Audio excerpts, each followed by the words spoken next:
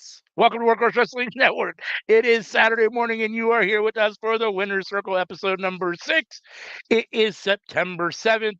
Yes, the intro played twice because I am dumb and don't know what I'm doing.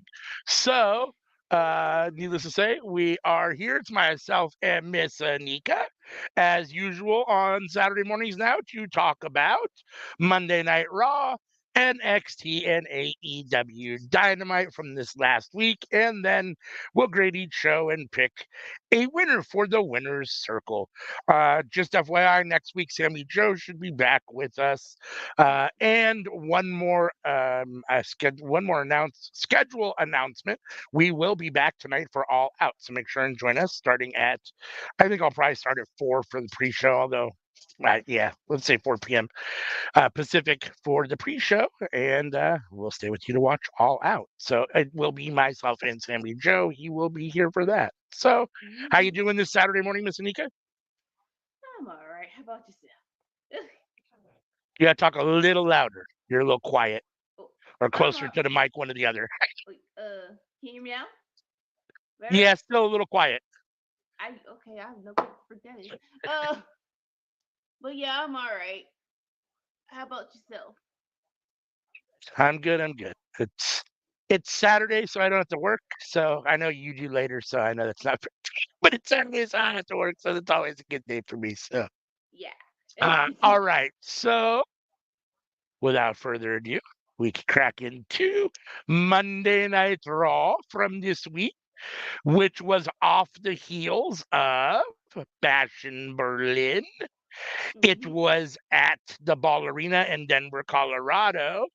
And we had Wade Barrett in the ring making an interesting announcement. The WWE has a new announcer who is a veteran sports announcer. Anyone that watches sports knows who he is. Mr. Joe Tessitore made his debut on Monday Night Raw. Sure. It's going to be Wade Barrett and Joe Tessitore on Monday Night Raw, and Michael Cole and Corey Graves on SmackDown going forward. So, you got anything you want to say about Joe Tessitore first? Um, I'll give him a chance, but I don't like it. Oh, you don't like it?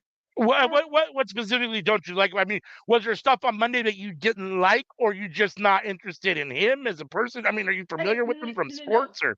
And it might sound real. What you call it? It's so minimal, but it really is like his voice sounds too grand. It sounds too voice overy for me, and it's like, oh gosh, it's been so long since we had someone be like, hey, oh my god, it sounds too choreographed for me. And so, like I said, I'm gonna give it a minute, but it's like, oh, okay, dang it, this is wow. All right, we'll see though, we'll see.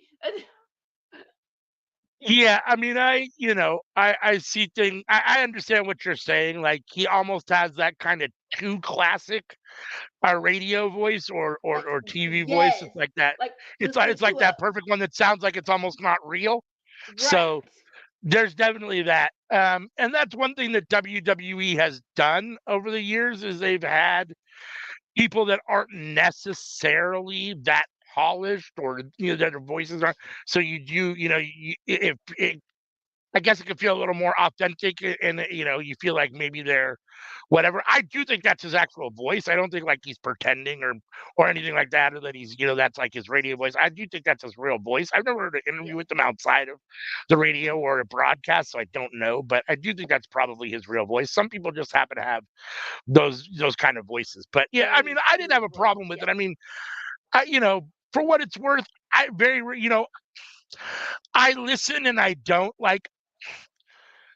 I even though to this day I still can't stand Michael Cole, and he's like the greatest, right? I mean that's a other than Jr. I mean he's now WWE's greatest announcer of all time, and most of the time I don't like Michael Cole, so Right. It just I can take or leave most of the announcing, which is interesting because the one thing that I miss at live events is the Mhm. announcers. So it's weird. Like when I'm watching wrestling, I have to pay attention to what they're saying, and I can kind of take or leave them. And they don't. I guess a bad one, Mike Adamle, can make a broadcast bad, but I've never noticed like I've never noticed them make it good or bad if it's just decent. You know what I'm saying? So like Right. Right. I mean, I don't really have a problem with it. And he's a good announcer. I didn't hear what I thought were any. I didn't listen specific, but I tried a little bit here and there to see. I didn't hear anything that I thought sounded egregious. He didn't mess up anybody's names. He didn't mess up anybody's moves. All that kind of thing, which is easy to do when it's your first time on something that I don't know how much of a wrestling fan he is, but this is his first wrestling Right. broadcast.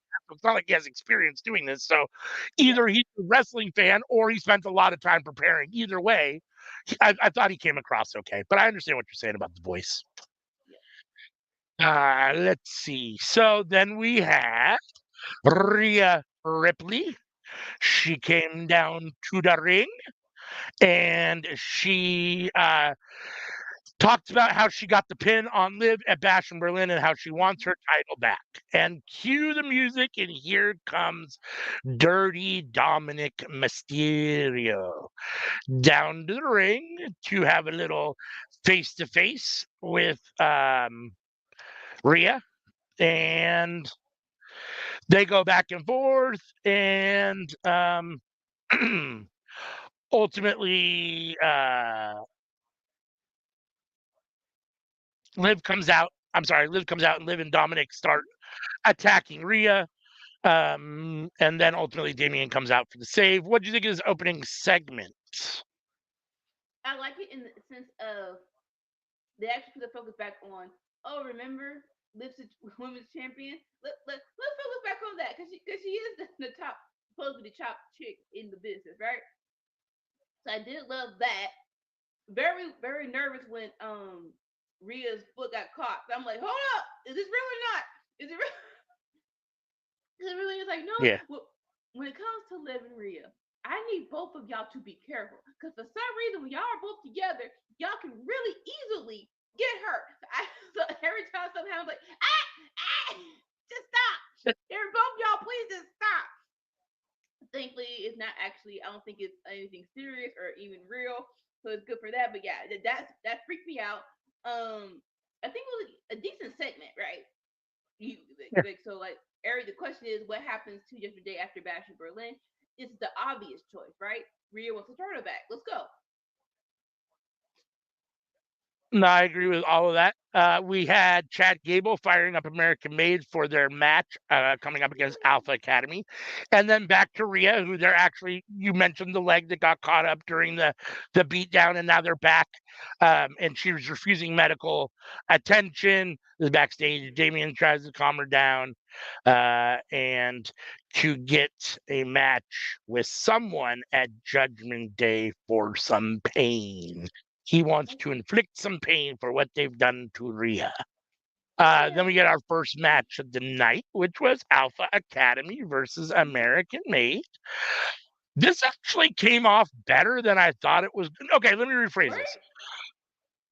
The women part of the female part of this came off a lot better than I thought it was Mm. going to. Um, Maxine Dupree and Ivy Nile actually had a really good little interaction, and Maxine Dupree looked really good. So she's definitely getting better, Mm-hmm. which is great. I this is fun. I like American Made more than Alpha Academy. I mean, Mm. it is Yeah. what it is. I mean, I maybe it's because of the way that they book them. Um, Yes. but Otis and Tozawa feel like jokes, and often Maxine Dupree does too, especially now that Chad Gable isn't there. Yeah. Um, I do think that Triple H does give Otis a little bit more probably weight as a wrestler than or a legitimate star than maybe Vince did just because of aesthetics and stuff, and that those are the kind of guys Vince didn't really care for. So But I don't know. There's nothing wrong with this feud, and I get it. Chad Gable's involved, but ultimately, this is really, in my opinion, more the Gable American Made versus Wyatt Six story, and Alpha Academy Yeah, just happens to kind of be a third wheel, really. I mean, yeah. because of the Gable switchover, they've got to have some sort of closure between Alpha Academy and American Made in them. So I understand why they're doing this, but really, this is about Chad Gable and I guess maybe Uncle Howdy and or Alpha American Made and the Wyatt Six. So, what do you think of this match, and what do you think of this feud? Very good. Like I said, no expectations. So I'm like, oh, this is so much fun. And with the like I said, with the women, with Ivy now, she was so good in NXT, and I wanted her to win some kind of belt before she left. But I get it, call ups. But like, I really thought she could have done more in NXT. So I'm very glad that she gets some kind of more shine here. With Maxine, I'm proud of her. I'm glad she stopped flipping. Come like people like that downtime era, people were criticizing her. I already knew what was going on. I don't know who told her, hey, try scissors in the flying airplane and doing hurricane. I'm like, if that is an act, that's luchador style. You have to be trained by a luchador. So if no one has trained you to do that, don't do that. Don't do that. Just stay on the ground. And that's what she did. In case in point, she looks great. I also agree with you that Alpha Academy. Not sure how they are seen by the higher ups. I love like I love them. Right? They are very very entertaining. But as a push, we'll see what happens. But I don't see any great things. Maybe good things, but great things in the near future. I think Chad Gable was keeping them somewhat relevant, and now that he's not Yeah, there, I mean, he's keeping them relevant through this feud. But I think once this feud is over, I have no idea. It wouldn't surprise me if, unfortunately, Otis Tozawa and Maxine Dupree end up sitting and catering, waiting for something to do. I mean, I just unfortunately. Post yeah. match though, Chad Gable's ranting about the Wyatt Six, and here comes Uncle Howdy. So we're definitely going to get this at some point. I mean, again, at some point. So, um, are you still interested in Uncle Howdy and Chad Gable? Oh, so the White Six, I think they're taking their time, and I think that's smart. I do like after this, what's happening is I want to say next week they're doing a street fight or something like that, and I believe that's right. Yes. yeah. So after this, yes, you two break away and find other people to feud with. But yeah, one break and final time, yes, let's go. And then, so clearly WWE wants the Wyatt Six to be a big deal. Yeah. I mean, I think that's a hope. They're going to be, a main event faction. They're going to draw a lot of segments and TV time. Understand why it's Chad Gable in the beginning, and I guess I get it. It still feels underwhelming for me, and I'm curious what happens after Chad Gable and where they go. And that will ultimately determine, I think, how I feel about them in the long run. I mean, if you're okay with them just being kind of a mid card faction, but all over my TV, that I have an issue with. Um, you got to put some, you got to get these guys some wins, and they're slow burning it, and I get it. But these guys got to get some wins. They've got to get some titles. They've got to do some things to make them look like they're the power faction that I think they want them to ultimately be. I mean, to me, the only purpose of having a faction is the purpose my idea in creative is putting a faction together. I don't understand. I mean, I guess you have to have both main eventers and mid card guys all the time. So it is what it is. So maybe you do put a faction together at some point if in the creative room thing, this will just be a mid card faction. It is what it is. That doesn't seem to play well in my head. Like I always think if you create a faction, you think, oh, this is going to be a big deal. We're going to do a big Right. storyline for them. That's the whole purpose of doing it. And so I don't know. It just seems, and like you said, they are taking it slow. So the jury's obviously still out, but it feels like they need to pick up the pace a little bit at some point here with the Wyatt Six. Start getting them some some wins, maybe a title, maybe actually start making them look like the powerful faction that they're supposed to be, I guess. I mean, I don't know. Oh no, no, That's I just my totally agree with personal you. opinion. Yeah, I totally agree with you. Like I said, after this week, there should be done. Both factions should go their separate ways. My Yeah. expectations for the White Six, I do believe that Uncle Howdy should be in the main event, and not just and not just your debut. No, actually going for the top title. When it comes to these kind of factions, it is kind of hard to storyline wise put them in the main event. So I am looking at it like let's go slow, let's navigate this so it can actually come off really well. So I get you kind of want to speed up this a little bit, but I don't want to speed up too fast. Where it's like, oh, now we're in limbo. We don't know what to freaking do with them now. So Yeah. No, that makes sense. I mean, I definitely don't want them to push them too fast and mess it up. I mean, that's that. I mean, I'm not necessarily the biggest Wyatt Six fan or Uncle Howdy fan or even of that gimmick per se. I was never necessarily the biggest Bray Wyatt fan, but that doesn't mean I don't want them to be successful. And as a wrestling fan and someone that watches this program, if they're gonna be all over it, then I want it to be good, right? I mean, I don't want to watch right. something bad. So Mm-hmm. from that in that respect, I hope that they're successful and that that it ends up being what they hope it is. So let's see. We then have Zelina Vega versus Shayna Baszler. We've got Pure Fusion Collective with her, with Shayna. Mm-hmm. So I'm going to say it again, still a dumb name. Right. Uh, Yeah. Shayna gets the win here after the collective helps with a distraction of Zelina Vega. Um, the fans were here for Zelina for sure. The Pure Fusion Collective is doing what they're supposed to do, being heels. The fans are booing them, and that's good. So they're getting over in that way since they're supposed to be heels. After the match, they proceed to try to beat down, or they proceed to beat down Zelina Vega, and Lyra Valkyria comes for the save. Right. Um, which I like because I feel like since they've drafted her, she hasn't really had a whole lot to do. And I don't know what this means for her. I don't know if she's going to end up. I can't imagine she's going to end up doing some sort of teaming with Selena Vega, although I suppose they could for a tag team match in some way against the Pure Fusion Collective. But either way, as long as she's on the TV, I'm okay with it. Again, I don't totally understand how she fits in, but I'll let the story progress. And I'm just glad to see her on TV because, like I said, they drafted her and she hasn't done a whole lot. So, what did you think about this match and then this post match segment with Lyra? Like okay, like decent match. I love both these girls, right?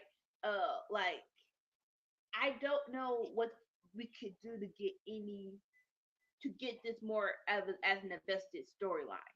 So it really is like I like both these girls, but I think you made Pure Fusion Collective lose too many times where it's like I don't get them as a credible threat. Side note with Lyra, like so you just asked why do you do factions? It's the easiest way to get more people on their TV and do an actual feud and program, right? It's the easiest way. So Lyra teaming with Selena, I totally get that. It's what again. I guess I'll say to the cows come home. We need more jobbers. So like the people in NXT that are just getting trained, like bring them over here. So like I said, these teams can beat them so they can look more credible. Because yeah, them just people y'all just beating each other constantly is not making these feud better. You need to let them beat other people so I can actually see they're a threat and then face each other. But like I said, whether they're on TV screen, like you said, I don't know what kind of spice we can put to make this more interesting. More so with Zelina. I think Zelina definitely deserves it. Pure Fusion Collective, and I love Shayna. I love. I'm like, that's where I'm at right now. But yeah, Yeah. so that's where I'm at. Yeah, I agree. I'm a huge Shayna fan. I can take Mm-hmm. or leave Sonya and Zoe just doesn't move the needle for me. So I mean, the faction itself for me kind of starts kind of behind the eight ball just because I feel like really the only main eventer is Shayna Baszler. I mean, Sonya Deville is probably very high top end of the mid card. She could be lower main event, um, if they book her properly. But I don't know about Zoe. I don't know that she'll ever get there. So, I mean, I hope that she does. I mean, I don't want her to fail, and at the same time, Right. I don't know. So it is what it is. But no, I mean, I thought it was okay for what it was. I don't, like I said, Lyra on the TV makes me happy. So, um, and just a little precursor, we also saw her on NXT, which we will talk about when we get to NXT. So Rhea is now on crutches as a precaution. Finn was willing to face Damian in a tag team match, but now that Rhea's hurt, that match is off per Finn, douchebag Finn. Um, and Rhea has another idea, and Damian is all in for it. So, to save a little mystery, we'll see what that is. Mm-hmm. As we just talked about, we had the Shayna Baszler or Zelina versus Shayna, and Lyra came out and helped. And so now we have Zelina and Lyra. They want an opportunity at the Pure Fusion Collective, as you would think naturally the story would go. So next week, I think it was next week, they said we're going to get a tag team match there. So um, yeah, Punk. Punk is in the ring and he's talking about his strap match with Drew. He wants to be champion. He's done with Drew. He basically says, I'm done with Drew. Yes. Now I'm turning my attention to Gunther and the World Heavyweight Championship. Which I think is interesting because, I mean, I guess it's because they're on Raw, but for me, Punk Cody I don't care for either of them, but to me that's a little more exciting than Punk Gunther. I don't know why. Just in my head when I say it to myself. Now I understand that they're on Raw and he's on SmackDown, so I get it. I mean, I understand why. It Right. just feels like Punk Cody would be a little more exciting. I don't know than Mm-hmm. Gunther um, Punk, but we'll see what ends up happening. Um, let's see. Ultimately, Drew came down and beats up Punk, takes and breaks the infamous $2.50 bracelet with his wife's name and his dog's name on it, and takes the beads in his hands that were on the bracelet and shoves them in the almost semi-unconscious mouth of CM Punk, who then gets taken out on a stretcher, where McIntyre then attacks him again in classic fashion. So many times, guys are on stretchers and then get attacked. It's such a classic Right. wrestling trope, but Yes. it still works. I mean, it's still It fun. does. So, um, what do you think of this whole segment with Punk and Drew?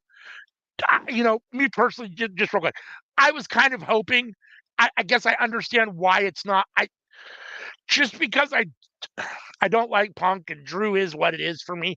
I don't these two together don't necessarily move the needle. That being said, the strap match was the one I was most excited for at the show, Bash in Berlin. So I say that with a little grain of salt. But I was hoping that was kind of would be the end of it, and that we wouldn't necessarily get more. Obviously, that's not going to be the end of it. So there is more here. What do you think about this? So I like this segment. I like this segment that CM Punk was like, you know what? We're done with this. It's over. What's next? And like you said, Helter Gunther. In my mind, like of course you're here. You want gold, right? So that makes sense. And you're on Raw, so that makes sense. I totally get how him versus Gunther isn't sexy because with CM Punk, his thing is he's a storyteller. Like he needs a feud. He definitely needs a reason. While Gunther, he is just a wrestler. Where it's like I'm the champ. You want to challenge me? I'm going to beat the crap out of you. Point blank. Period. So don't know how that's going to mesh well together. But if we have to pick, like you said, you think Cody versus CM Punk is sexy? No belts. I want CM Punk versus KO. Honestly, I want that. I want that. I really want that next. But like I said, I love the energy of this is what I want next. And then Drew comes out. Let me tell you, I am so freaking happy that he smashed this bracelet. Cause I'm like, if we do one more wrestling match or y'all are fighting over this bracelet, I want to punch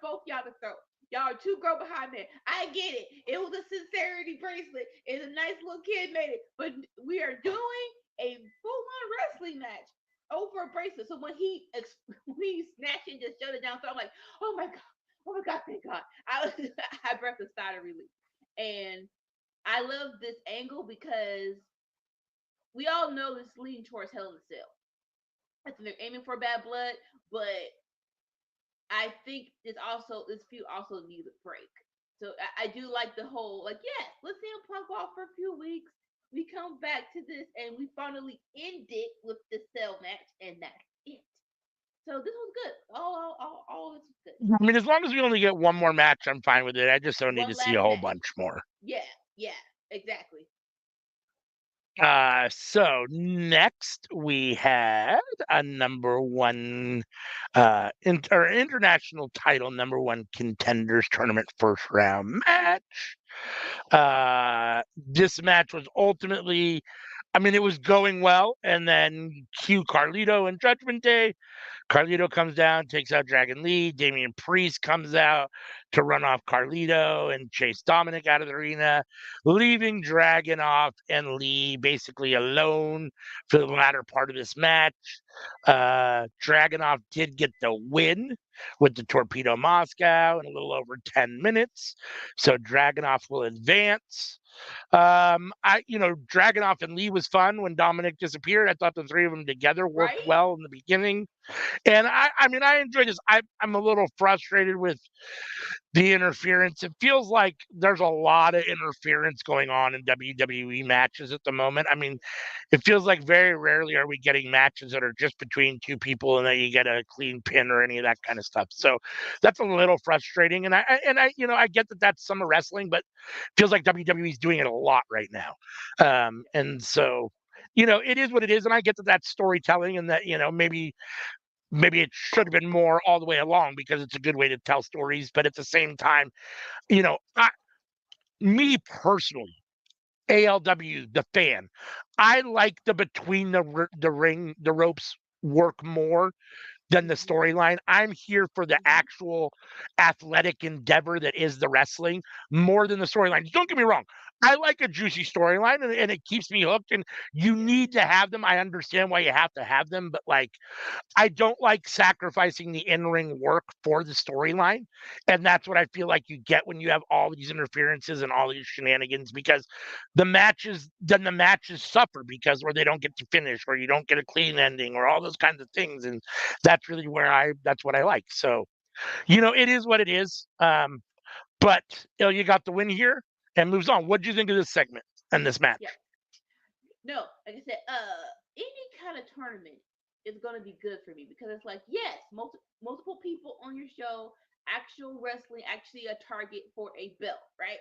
So I love this. Uh, I totally get it. If you do too many interferences, they become insignificant and more so boring. With this one, I loved it because, like you said, Dominic is decent in the ring, but as soon as he left, we got the dragon off where it's Dragon off versus Dragon Lee, and that was so good, right? So that's why I don't hate it because it's like Dragon Lee versus Dragon off, yeah. Remember this so we can do it again. Cause I'm like, yeah, you do have a Dragon Lee in your back pocket. He is a good wrestler. So yeah, I liked it. This is pretty good. Let's see. We then had Braun Strowman talking to Adam Pearce. He's got banged up ribs from getting beat up by Tsunami by Bronson Reed last week, but he wants Bronson Reed's spot in the triple threat match, and Adam Pearce says, "Sure." Yeah, We then real have. like real Go ahead. quick on that one, right? Yeah, When yeah. they said like unfortunately Bronson had COVID, that sucks, but because the push was being so good, I was expecting someone else besides Braun Strowman. I'm like, really? Everyone in this roster y'all could have put in this spot. Y'all put the dude who just lost and they got hit by a tsunami. I'm like, all right, fine, I guess. Maybe when Bronson comes back, he'll beat you behind again. But yeah, I was expecting someone else. That was just me. All right. Yeah, it is a little weird booking. It's very unfortunate for Bronson Reed timing wise that obviously he can't Yeah. be there. Um, and I mean, Braun is what he is. Like I'm not the biggest Braun Strowman fan. For a big guy, he's not terrible, but he also does. It's not like when I see Braun Strowman's going to be in a match, I get excited. He doesn't like, I see his name on a card. It's not like, oh my god, I got to see that. So in fact, half the time I'm like, oh shit, this could be a train wreck. Like nothing against Braun Strowman. It's just sometimes a lot. It feels like a lot of his matches end up as kind of train wrecky. And I don't know that that's his fault per se. It just is Yeah. what it is. So yeah, I mean, I don't, okay. I mean, it's fine. I mean, there's like you Right. said, there are plenty of other guys that didn't take a loss to the guy whose spot you want and get Yes. beat up by him. Um, when you're technically, I think, bigger than him. I think Braun's Yes. bigger than Bronson Reed. So Definitely not taller, by but I much, think but a that's little yeah. bit. Yeah. So, you got beat up, you got tsunami twice, and now you want his spot, which, like you said, is a little odd. And I think there are guys that would probably be better for the match than Braun Strowman in that spot. But Yeah. it is what it is. I mean, he's on the roster, and I guess you got to use him. I mean, I don't know why. There's other people you don't use, so it is what it is. But Right. uh, so let's see. Then we had Isla Dawn and Alba Fire, the Unholy Union versus Damage Control. The winner gets a shot at the women's tag team champions, Bianca Belair and Jade Cargill. Again, just real quick, for me, this is, I get it. Like, they're the former champions, and in the past, champions get an automatic rematch and all that stuff. And I don't know that they're still doing that per se like that, but they Right. just had the title for a month. They barely had it for a month. Now they're back in the number one contenders match. To me, it's just a microcosm of how small and how bad the women's tag team division is. I mean, you only have three or four teams. That's why you have to keep having unholy union in this spot. I mean, they just lost the titles. Now they're back in the number one contendership match. Like it's weird. Like this should be Damage Control versus somebody else. Maybe Yeah. Pure Fusion Collective, even though I'm not big on them, but a Right. team that actually is new that you're trying to inject, try to bring some new life into the division and not just the team that just held the belt for a month and hot potatoed it back and forth with Jade and Bianca. And Damage Control, who's been all around the titles. I mean, they've held the titles plenty of times too. So it's weird to me. But again, I guess you only have so many people. So Yeah. um, but No. No. real quick, just real quick. Yeah. What was I gonna say? Damage Control gets the win. Io Sky got the pin, a little over 8 minutes. So Damage Control will get the title match. What do you think of this, and what do you think about the women's division and these belts? Like you said, like it feels like with all tag teams, right? All tag team divisions, y'all need more bodies. Like y'all, like we need more bodies, bro. And so I'll say that. I will never hate Io Sky and Kyrie on my screen though. So I will always love that, right? Um, in hindsight, it makes somewhat sense. Like you said, you just lost your tag team championship. So instead of a what's a face, instead of a automatic rematch clause, at least fight for it. So at least in that aspect, great. Very, very scary when Kyrie did. Oh, I say it was like showing you the same elbow, but Aladon put Bianca out the way, but it looked like Kyrie hit her face hard. No, she did because her nose was blood. It was open, so it's like that was really unfortunate because I'm not sure. Like, so Aladon Fire wins, right? But it looks like that was definitely an oopsie. Kyrie hitting her face. So I'm not sure if Damage Control is supposed to win this or not. And so they did an audible. I think they did an audible because Kyrie got hurt, which is unfortunate all around. Cause like you see, like after the match, it wasn't Aladon, Alba Fire, and Bianca and Jay's face. It was Damage Control. So it's like, oh, was that supposed to be Damage Control winning this? But Kyrie got hurt. Like I said, I'm not. I don't hate the Spooky Witches getting another shot, but it looks like the plan was supposed to be Damage Control. I don't know, but that's what it looks like, and that's unfortunate. But you know what? Wait for that, cause yeah, Damage Control versus the Chocolate Tower of the Power. That that's a good feud. So I wouldn't mind y'all waiting a couple more months. Like Survivor Series. You know that Survivor Series I'm out here for. And that is a big feud. The biggest feud you probably can have in this tag team division. Yes, thank you for correcting me. I said it wrong. You are absolutely 100% correct. The Unholy Union got the win, and I had said that Damage Control got the win. So I apologize. I misspoke. I No, was no, you're fine. you Like I reminded said, me and clarified it in my head. So, but yeah, um, cause after the match, it wasn't the Spooky Witches in front of Jade and Bianca. It was Death right, Control. So it's like, was yeah, that supposed to happen? That sucks. It was supposed to happen, but Kyrie got hurt. Yeah. yeah.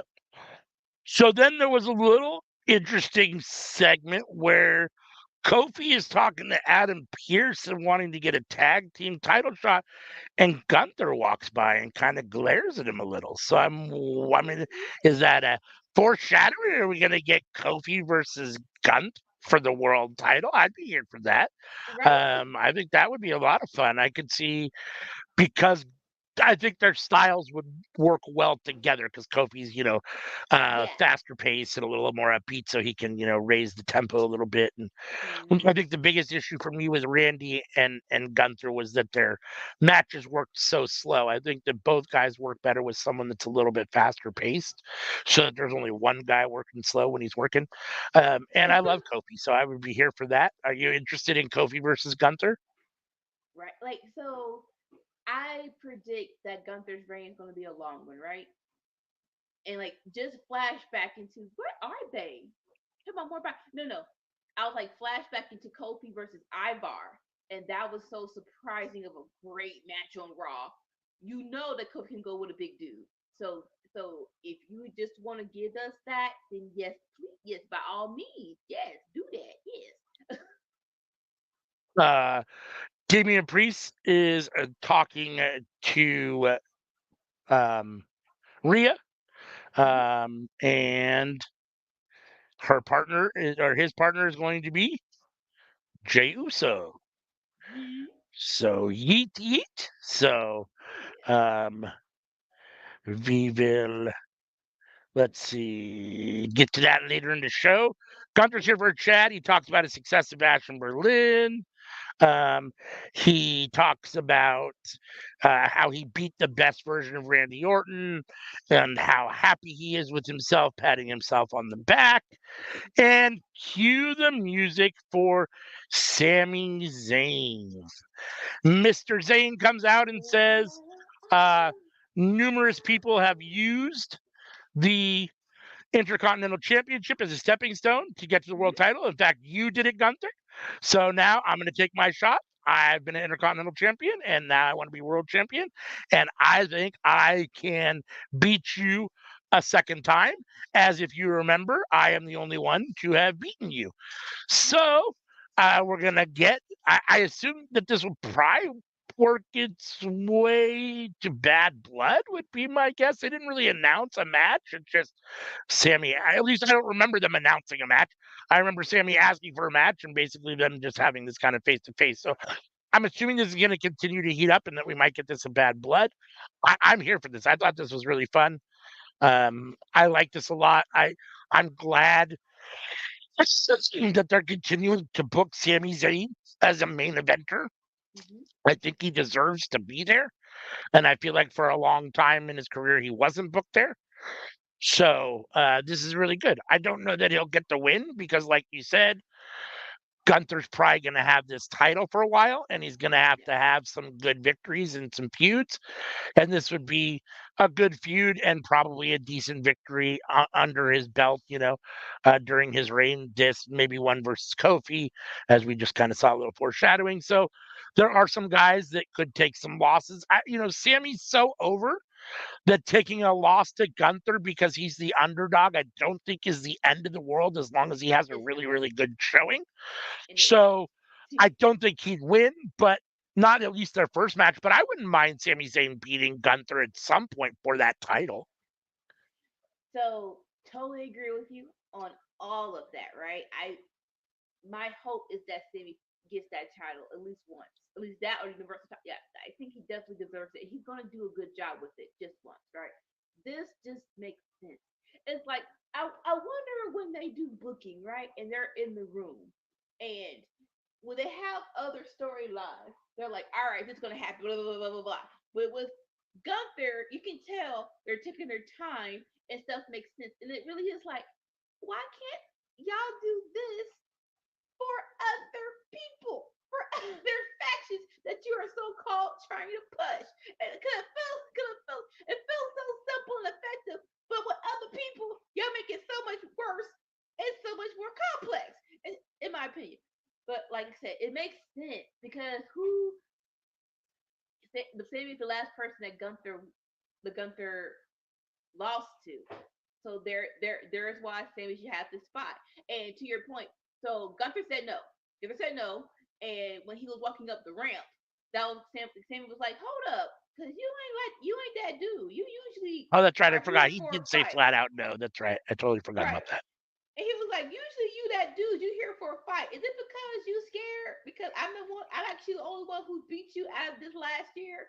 And he just got back. I'm like, "Yes, yes, history making sense. Do this everywhere." Yeah, Make no, it it's hard. interesting. Yes. It almost feels like, I mean, I know that they're not, and especially not WWE. I wonder about the creative room in AEW, but I know that the creative room in WWE for a long time has had multiple writers, and Yeah. you have, I don't know how many you have at any given time, but let's say you even have five. It feels like they should have enough creative juice to do what you're talking about for more people than just one at a time or one faction at a time. At the same time, it feels like every wrestling program I watch, whether it's MLW, TNA, Ring of Honor, AEW, WWE, New Japan, it feels like creative is always really focused on one good story Yeah. and then maybe a Yeah. couple okay stories, and then they just don't care about the rest. So clearly, it's not just a WWE thing, it's a wrestling thing. And Yeah. I don't know I don't know if it's just because there's too much to do. You can only do for one at a time type of situation, but it Mm-hmm. just seems odd. It feels like you should be able to have, and there have been times in the past where you've had two or three really excellent storylines at the same time. And you can tell they're giving effort to multiple things, the same effort. But for the most part, they usually have one really, really good storyline that they feel like they're pouring all their creative attention into, and then everything else, a couple others get half of their attention, and the rest of it they don't care about at all. So, yeah, I mean, it is weird. I mean, I don't.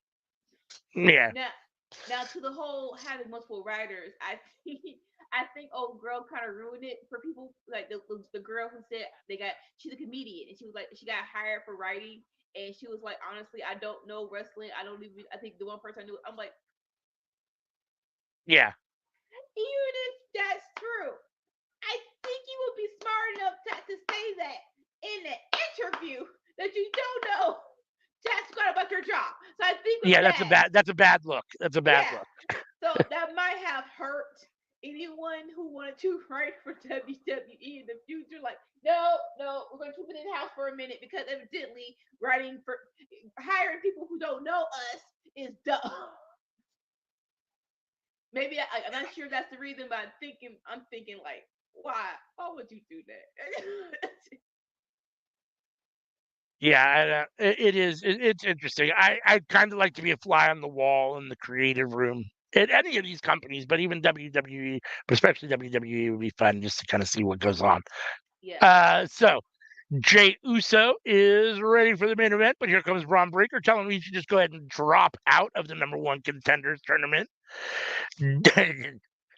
Jay says, I'm not scared," and Braun Breaker appears rather serious. Jay does not care. That leads us to Real the quick, inter. Go ahead. cause I love this segment. I Yeah, do, yeah, and so and for Rikishi who wants his son to be, and I get it. You want your baby boy to be a winner.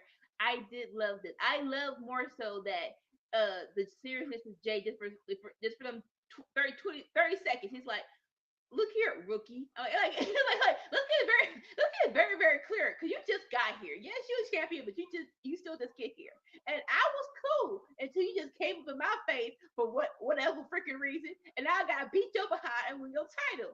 I'm like, yes, I would. This is the heat you want when when people are going against each other. So I did like this segment. Yes.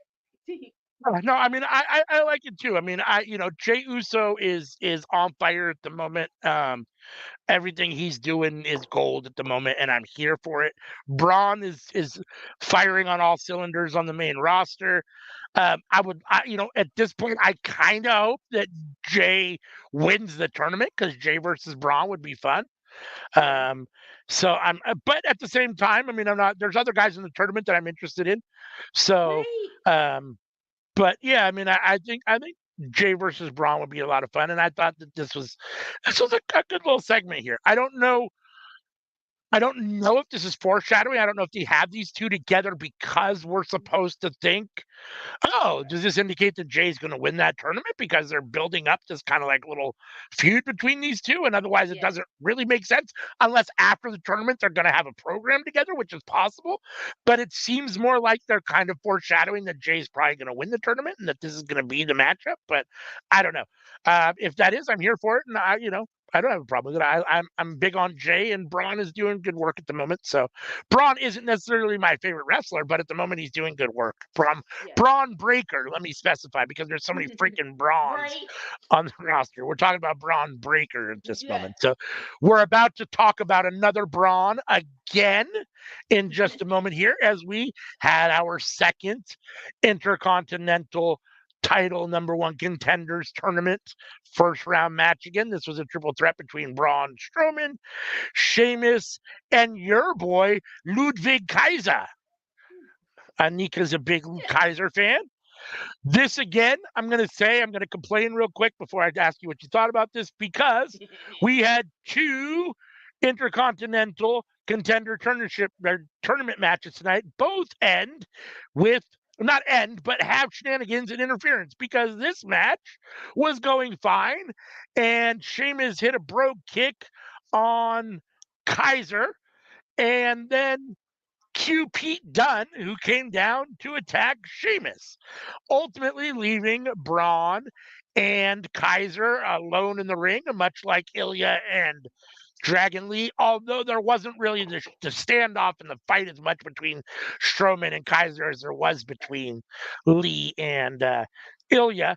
Strowman gets a power bomb and pins Kaiser a little over 7 minutes. This was definitely, even though Sheamus was involved for me, this was definitely obvious. Not obviously. For me, this was the weaker of these two matches tonight, the two number one contender matches. Yeah. Um, like I said, other than Sheamus, I don't really care about Braun Strowman or Ludwig Kaiser. Braun Strowman, I guess I care a little bit more about. Ludwig does nothing for me. I don't like Ludwig. So, um, and the fact that it feels like they're really trying to push him kind of bothers me, but especially when we're going to talk about the fact that the former Imperium guy who's now back as himself on his own and has been getting promos then takes a loss in his first match back in Giovanni Vinci. So the whole thing, like, I'd rather see Vinci than Kaiser, and they're booking Vinci very odd and Kaiser very odd in my opinion. But I guess they see Kaiser as the bigger star. I don't know. The whole thing is weird. But needless to say, Braun Strowman got this win here and is going to be advancing. Uh, Pete Dunne and Sheamus, don't call him Butch, is definitely going. First of all, Pete Dunne's on the rampage. He's taking out Yes. everybody. Yes. Everyone that anyone can get it at any time, which I love because Pete Dunne's great. So I can't get enough of that. And I love the super angry, super intense Pete Dunne. It's great. So, Yes. what do you think of this match, this segment, and what do you think of Pete Dunne and Sheamus going forward? So, like you said, I love Pete Dunne. I love Ludwig because I think there's so much promise there. And Braun Strowman was cool, right? All right. So, like I said, very cool, very cool match. I get what you're saying about the whole, oh, we did the whole thing again. It really is a matter of, I get the story of Butch attacking of costing Sheamus. So I'm not that pressed. But I'm with you. I wouldn't do it. I wouldn't do these. I wouldn't do two on the same night. I wouldn't. So like that kind of that in that part it kind of sucked. But at least it didn't end in a DQ. At least we got a 1, 2, 3. Like you said, very surprised that Strowman got the win again. I if I had to predict the future, I kind of know. I would think that Bronson Reed would cost him in the final four. I'm not sure. I would think that might happen. But like you said, this was an audible, right? So it was an audible because Bronson Reed had COVID. So Bronson Reed was probably going to have to win this. So, but even then, I would still give Ludwig a chance, right? Over Strowman since we're pushing people, right? And so that effect is weird. You know, we don't survey SmackDown because we do watch alongs. But Giovanni, I'm gonna give him time because I think it was that that brought so much joy. That brought so much joy to me that you think you're so cool, but you're behind lost because you take your jacket off too slow. So I'm gonna let that one play out. But with Ludwig, I do get what you're saying. It's like it's been a couple of months since you let him beat Giovanni. We do need to see some kind of effort, and him losing in the triple threat is not effort. So, like you said, this would have been the perfect time to let Giovanni, like you said, he doesn't win the final four, but let him be in the final four. So that's what the strategy is, but you know, a good match all in all, a good match all in all. So that brings us to our main event of this week's episode of Raw. Damian and Jay are ready for their main event match, which is Judgment Day versus Damian and Jay. So JD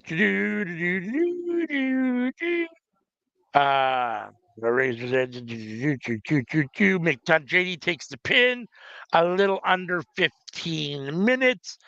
I enjoyed this match. Rhea does come out at one point to chase off Liv, who is there. Again, we get a finish here, so it's not like interference and no finish and whatever. But again, more people involved in the main event, interference, shenanigans affecting the match. It's just frustrating. 3 out of the 4, there were only, I think, 4 or 5 matches on this card, on this show, a 3-hour show, and 3 of them had basically shenanigans that ultimately, in some regards, kind of affect the outcome of the match. So it is what it is. yeah. You know, this is the big story at the moment, Judgment Day versus the Terror Twins. So I understand why it opens the show and closes the show, which I guess I'm ultimately fine with. I thought that this match came off pretty good, and you know, yeah, I mean, Damian and Jay ultimately get the win here. JD eats the pin, which is fine because that's really what he's there for. Him and Carlito are there for. So yeah. I mean, what do you think of this as a main event segment and the match in general? So this is what I wanted ever since they the week where Judgment Day immature. Hey D. Yeah, when Judgment Day immature.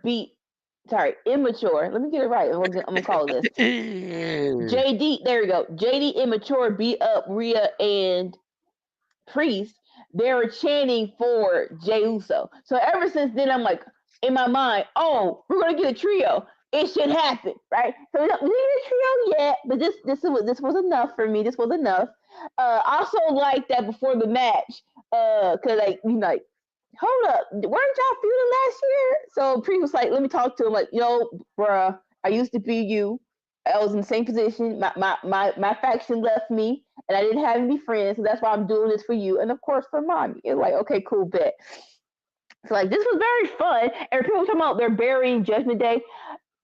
I'm not going to say that until Finn Balor gets pinned.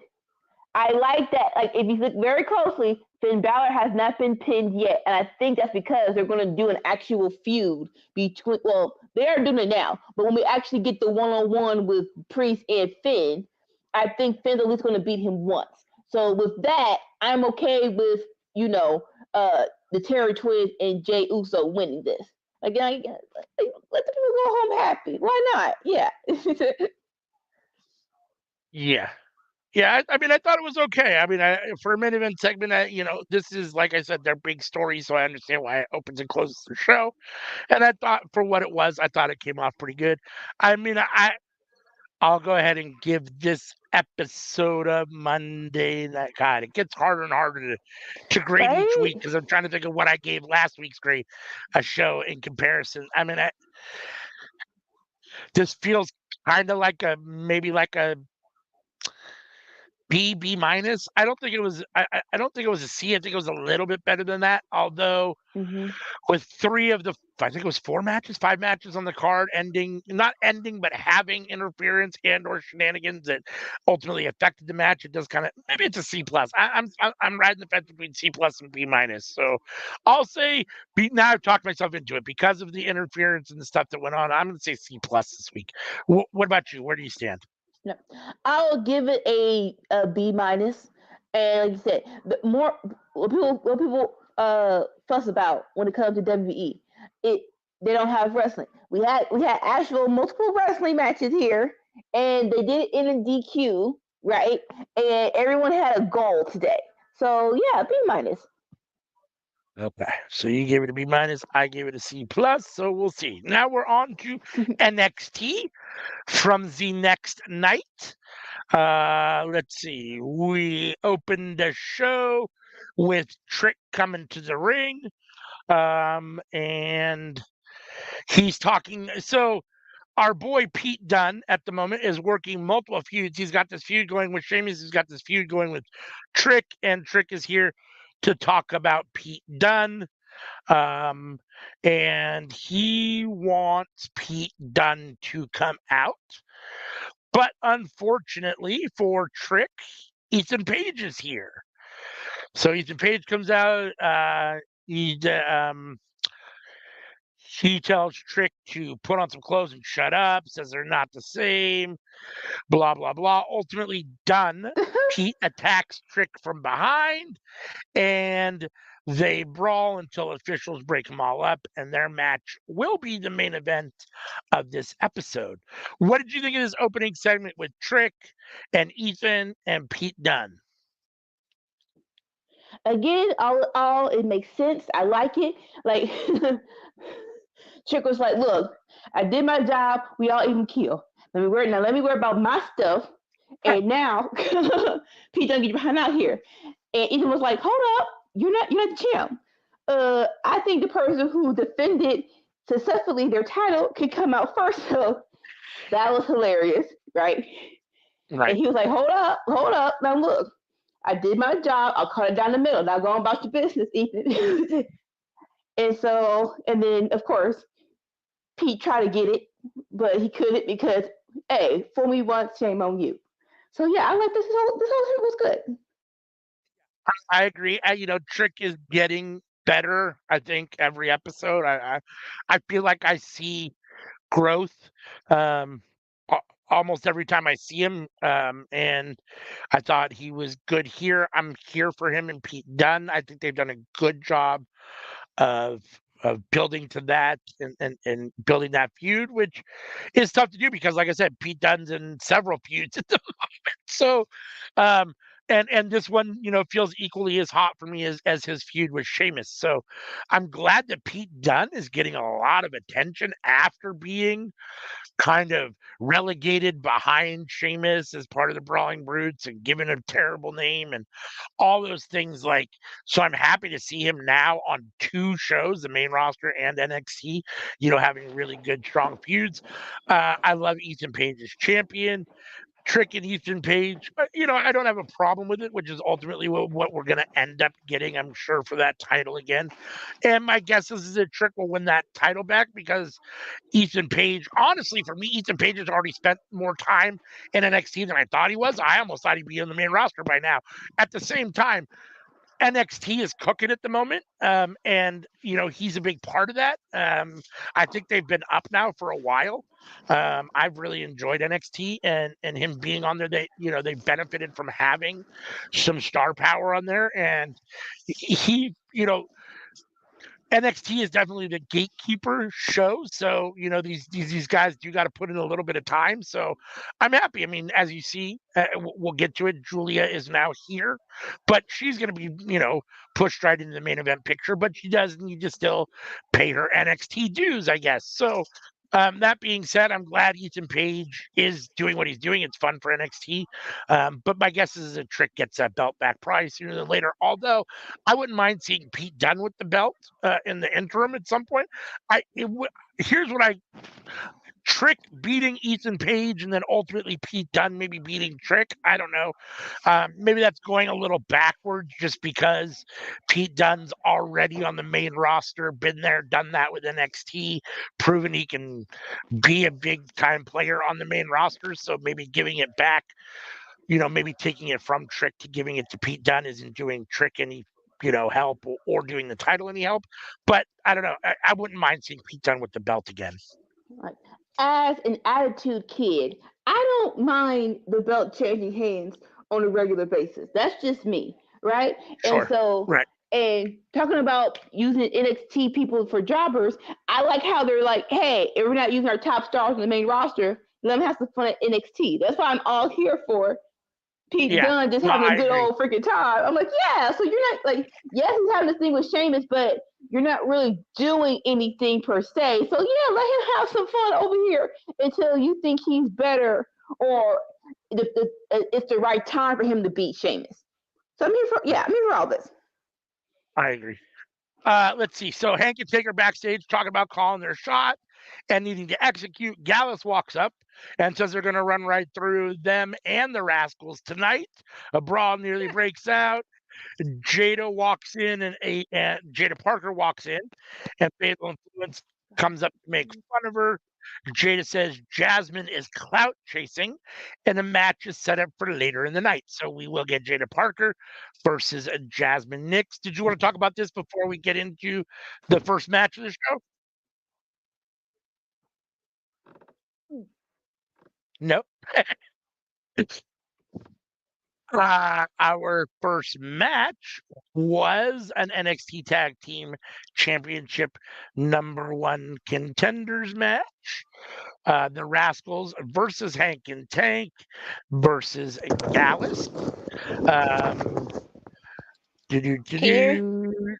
yeah, I can hear you. Wow, did you say something earlier and I didn't hear it? Oh, say it again. Can you hear me? Oh, yeah, I can hear you. Can you hear me? What? Crap. Let me go off and come back. Sorry. All right, no problem. So the Rascals did get the win here with a tandem rope splashes in what I thought was a good opening match. I'm not, super big on Hank and Tank. It appears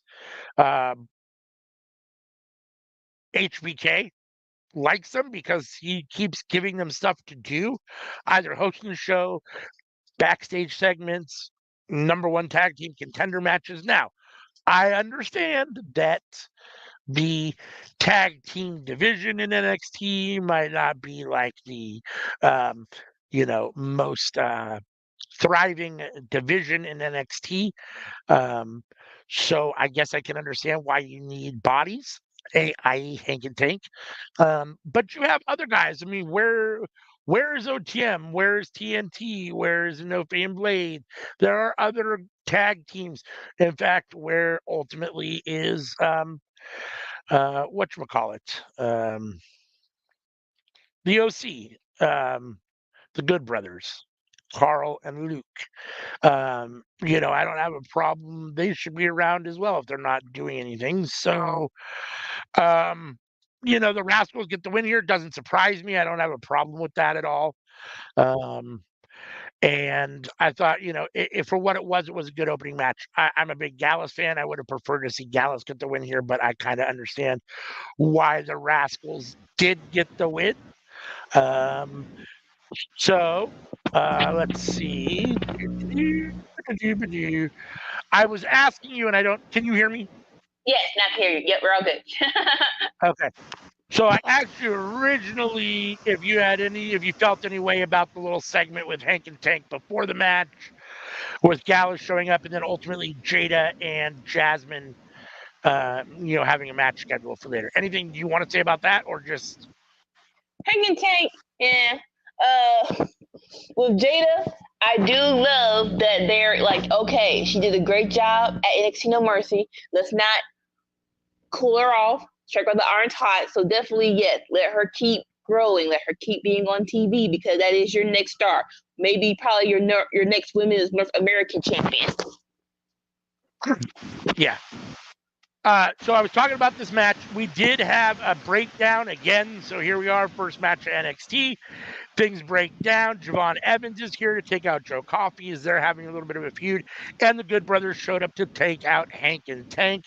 I was just saying that I was kind of surprised that Hank and Tank doesn't do anything for me, but clearly either HBK and or for a lack of just having warm bodies, they keep giving these guys stuff to do, whether it's being the MCs of Bash Bash at the Beach or whatever it was, Great American Bash that they did not too long ago, or backstage segments, or this number one contenders match here. And maybe they're going to go into a feud with the Good Brothers, which at least would give the Good Brothers something to do. So, me personally, I would have rather seen the Good Brothers here in this spot than Hank and Tank in this match. But it is what it is, and like I said, the Rascals got the win, so they will get a title match against Axiom and Frazier, and for all intents and purposes, Axiom and Frazier versus Trey Miguel and Zachary Wentz should be an amazing match. I mean, all four guys are good wrestlers, and I have no reason to think that it wouldn't be, start in second gear and end up in third or fourth gear. I mean, between the four of them, they can all raise the pace. They're all high flyers. They're all very fast workers. So it would be fun. What do you think of this match and the Rascals getting the win? So, very good match. Rascals. So people are like, well, how did he beat Wesley in No Mercy? I'm like, if you're going to do it, it's because you're pushing him. So I do appreciate the Rascals are getting a push. More so Lee Wentz, because it was not going to say dirty, but it was very disappointing how he left NXT to begin with. It was the domestic disturbance. Not only like there was no abuse, but basically your wife wanted to be petty, and it was just like, come on, bro, come on, sis.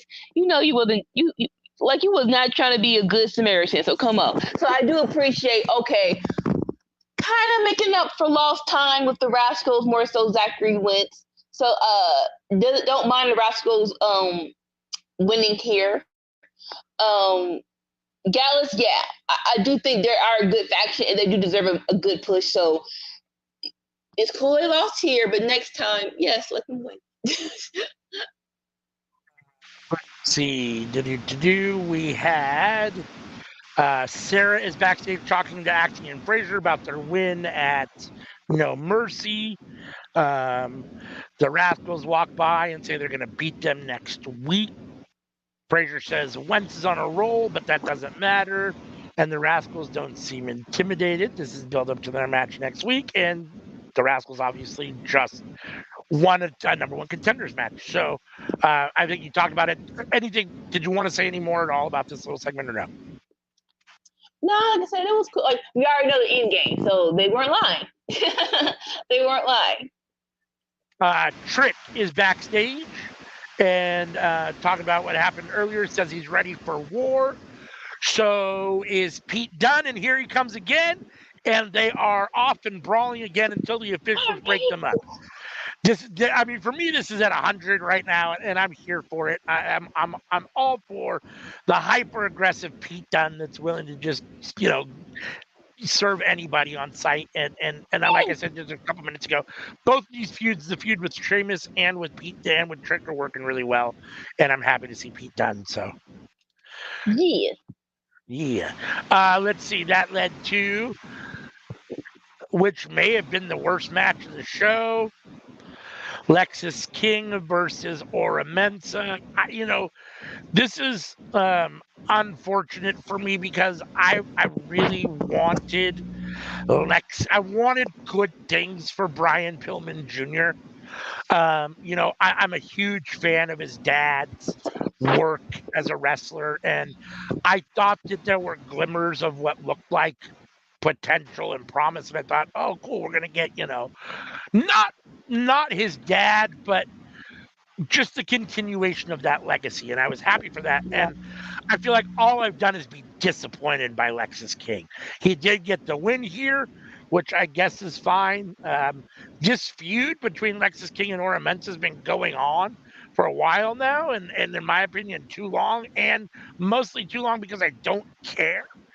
And the fact that you have, that this is a feud, this is a one-on-one match. It goes less than 5 minutes on a standard Tuesday night episode of NXT with, it's like they don't, like they care enough to create the feud, but not enough to make the feud decent. Like, I mean, at least let them have a good match. It's a one-on-one match between two guys that are feuding, and it ends in less than 5 minutes on a regular Tuesday night. Like, it's weird to me. So, and I don't think it helps it at all. I mean, for me, someone who's not into it at all, this match doesn't help me get into it. In fact, it makes me more frustrated with it. So, and especially after Ora Mensa just had maybe his best match of what I think is his NXT career against Ethan Page last week or 2 weeks ago, whenever he challenged him for the title. So,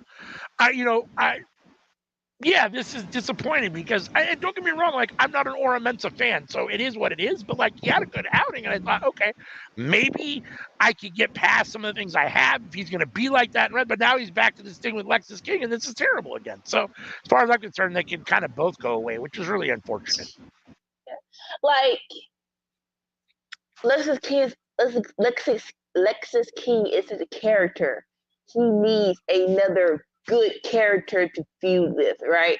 And Ora Mensa, he's decent, but it really feels like until Noam Dar and Metaphor is actually officially back, he's just flowing in the wind, unfortunately, which is, like you said, he had a great match with Ethan Page, but it feels like if Noam Dar wasn't hurt, that probably would have been Noam Dar in that position than Ora Mensa.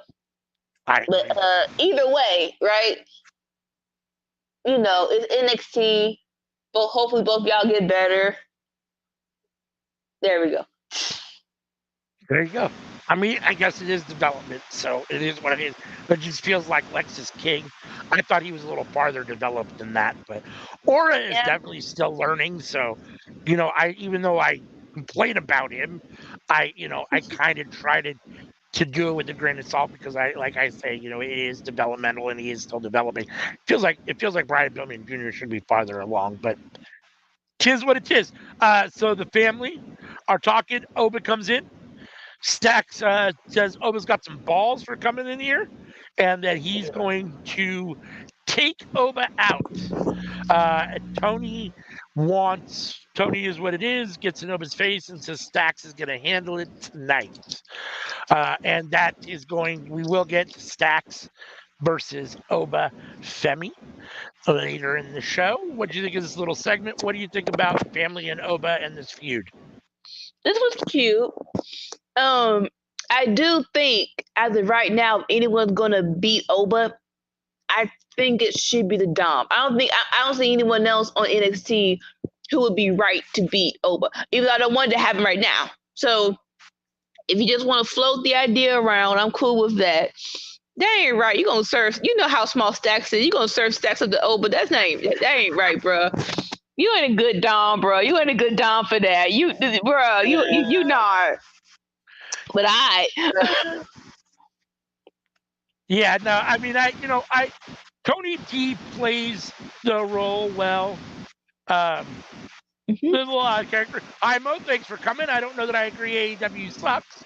We will get to Dynamite after NXT. You're obviously entitled to your opinion, come out so the freaking we're gate just with happy it, you're though. here with us. Like, Thanks for joining us and chiming in. So let's see. Yeah, you so I mean, nice. I don't have a problem. So here's the thing, like I think Oba and Tony had a good match. I don't know that it was good enough to see it again. I personally think Tony D's ready for the main roster. I feel like he's done what he can on TN or on NXT. I know there's still more he could do, but it feels like he's done enough. I talked about this. I don't know if you bring him up with the family. I mean, I feels like you kind of almost have to because the Don without people around him is kind of a weird character. Just a little bit, yeah. But here's the thing, like the whole character is weird because like if you're a mafia boss, you tend to not get your hands dirty. And Tony D gets his hands dirty a lot. I mean, by default, he's going to have to wrestle sometimes and do some things. And that's not, so it's a little out of character. So I almost, as much as I don't have a problem and have enjoyed the family and Tony D, I almost wouldn't necessarily mind a repackaging of him as maybe a totally different character on the main roster when they move him up, just because, for one, I'm never big on the stereotyping that they do in wrestling. And this is very, cliche Italian bad mafia stereotyping. And so that bothers me in and of itself. Secondly, I feel like the wrestlers that get over and have the best careers and actually accomplish something are the ones that are closest to who they really are. And I have no idea what kind of guy Tony D is in real life. My guess is this isn't Tony D in real life. So I'd rather see the real kind of Tony D be himself and that be the character because that feels authentic, I assume, because it's him. So if that, when he comes to the main roster, that's my thought is let's do that. Let's repackage him and let him be more like himself than the characters. Because I think people being their authentic selves or more their authentic selves and having an actual character that they're playing plays better and gets over better. So, but I mean, serving Stacks to Oba tonight is tough, and we'll get to that. It's not fair for Stacks, but it is a classic thing that a mafia boss would do, I think. And I mean, I guess we're going to get Oba versus Tony D again. I'm not necessarily opposed to it, but I don't necessarily need to see it again either. Understandable. Anything else you want to say? No. Okay. Gallus is pissed off backstage. They're complaining about Javon Evans. Joe is mad. They want to do it tonight. They want to have a match between Joe and Javon. Ren Sinclair and the No Quarter Catch crew walk up and say, Charles wants them to keep it down. He has sensitive ears. Gallus says after they beat Evans, they're coming for the cup. And Ren says Dempsey will take on Gallus, and Dempsey's like, hush, don't say that. So we have this ongoing deal with No Quarter Catch crew, which clearly, again, someone in NXT is high on. I've got to assume it's your boy, my boy, HBK, because despite our continual complaining about them, they keep getting more and more airtime. And they get a fair amount of airtime, and they've been in this little feud here with Gallus, which is a big faction on NXT, or one of your main event factions on NXT. And Ren Sinclair joining them, they've been getting a lot of time, and she's been getting a lot of time, and she's been booking these matches for Dempsey that he's not happy about, or opening her mouth, getting these guys involved in things that they don't want to do. It seems like Charlie Dempsey is playing kind of the cowardly role while she's the aggressor and wants him to do more, and he's like, no, I don't want to do that, which is a little Right. odd, but I guess it is what it is. What do you think about this Gallus no quarter catch crew and what's going on here?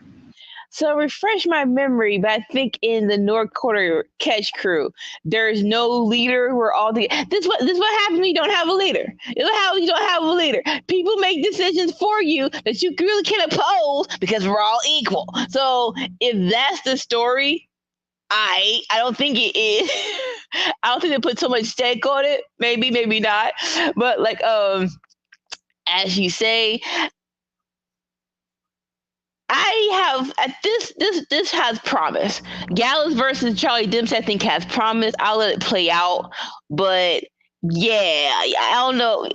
We need to do something with the North Quarter Catch Crew. I'm not sure what that something is. Maybe it's Gallus. Like I said, this looks promising, but yeah. So next we had our returning TNA superstar, Rosemary, is back with Wendy Chu. Apparently, she's now Wendy Chu's sidekick or muscle, I guess. I don't know exactly what the deal is between her and Wendy Chu, Yeah. but she's doing Wendy Chu's dirty work at the moment.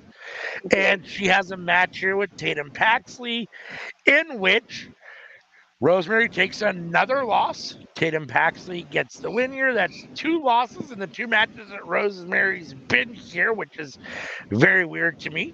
After the match, we had Wendy Chu attack Tatum Paxley, and Rosemary and Wendy Chu were beating up Tatum. And here comes Lyra Valkyria, who we just saw on Monday Night Raw, coming out here to save Tatum Paxley. If you remember when Lyra was here, they had a little kind of friendship, and it was kind of good for a while and then weird for a while, and then Lyra got drafted. And so she's back here now to kind of protect her friend Tatum. And as they and then they end up hugging, and friendship wins in the end in this situation between Tatum and Lyra, who ultimately run off Rosemary and Wendy Chu. What do you think of this? What do you think of Rosemary taking 2 losses and her role so far on NXT? So I love Winnie Chu. I love Rosemary. So them being together, I'm all here for. I guess it's weird because if you don't watch TNA, and there is a nice amount of people who watch NXT, this is just a new person to you. So in the grand scheme of being a new person, 2 losses are But if you watch TNA and you are a Rosemary fan, it's like boo, 2 losses. So I guess it is I'm gonna say complex, but deciding what the right decision is on also putting over another company's person over your person. I get that I get that in the grand scheme of things as well. It's like, but hold up. If they're not even having the sign of coming over, why would I let them win? Because that's how feuds work. Feuds can't just be someone beating someone multiple times. So hopefully they'll see the benefits of letting Rosemary win at least a couple of matches, even though in this game, again, in the grand scheme of things, we have seen Rosemary, she's a rookie. She has potential. So let's not ruin the potential, please. Yeah, I agree. You're right. I mean, there's probably a decent amount of NXT watchers that don't know who Rosemary is. Almost every person that I know personally that watches wrestling doesn't just watch WWE or doesn't just watch AEW or doesn't live under a rock. And even if you don't watch TNA, you know who Rosemary is if you're a wrestling fan.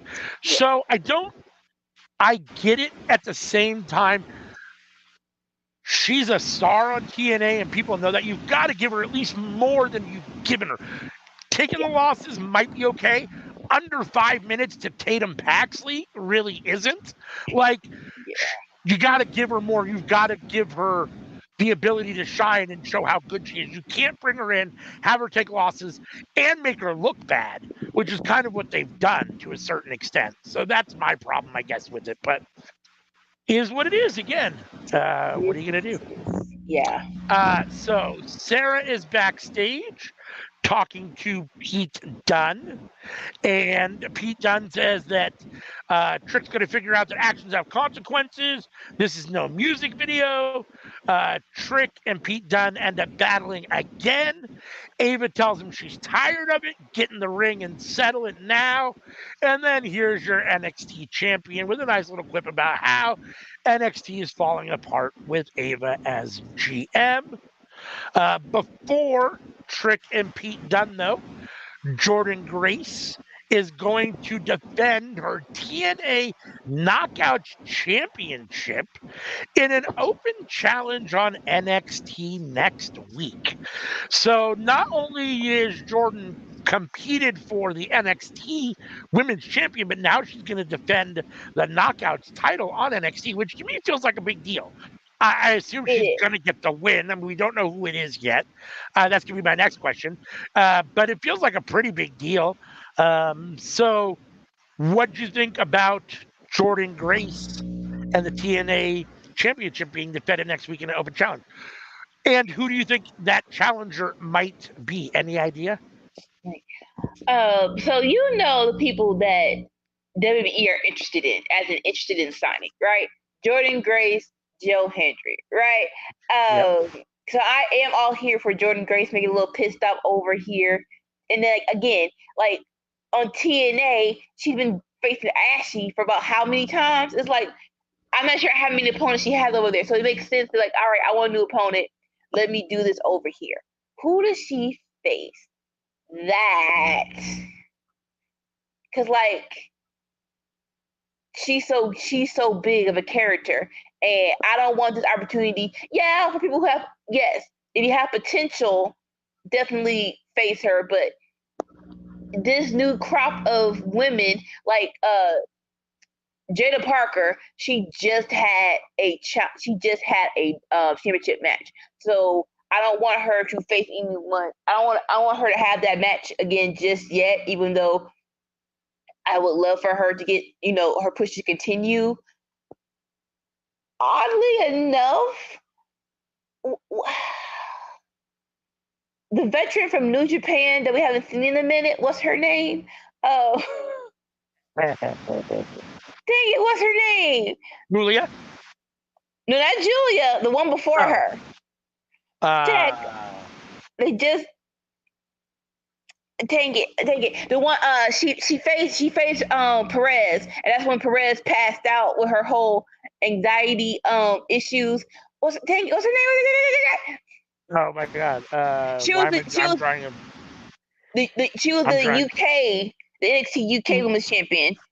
Yeah, I'm drawing a blank as well. Why? It's on the tip of my tongue too. Holy smokes! Hope. It'll come to us. One of us will remember. I'm about to find it. Hope, please, because I like just for having a good match. I think this will be so good. Well, all right, almost here.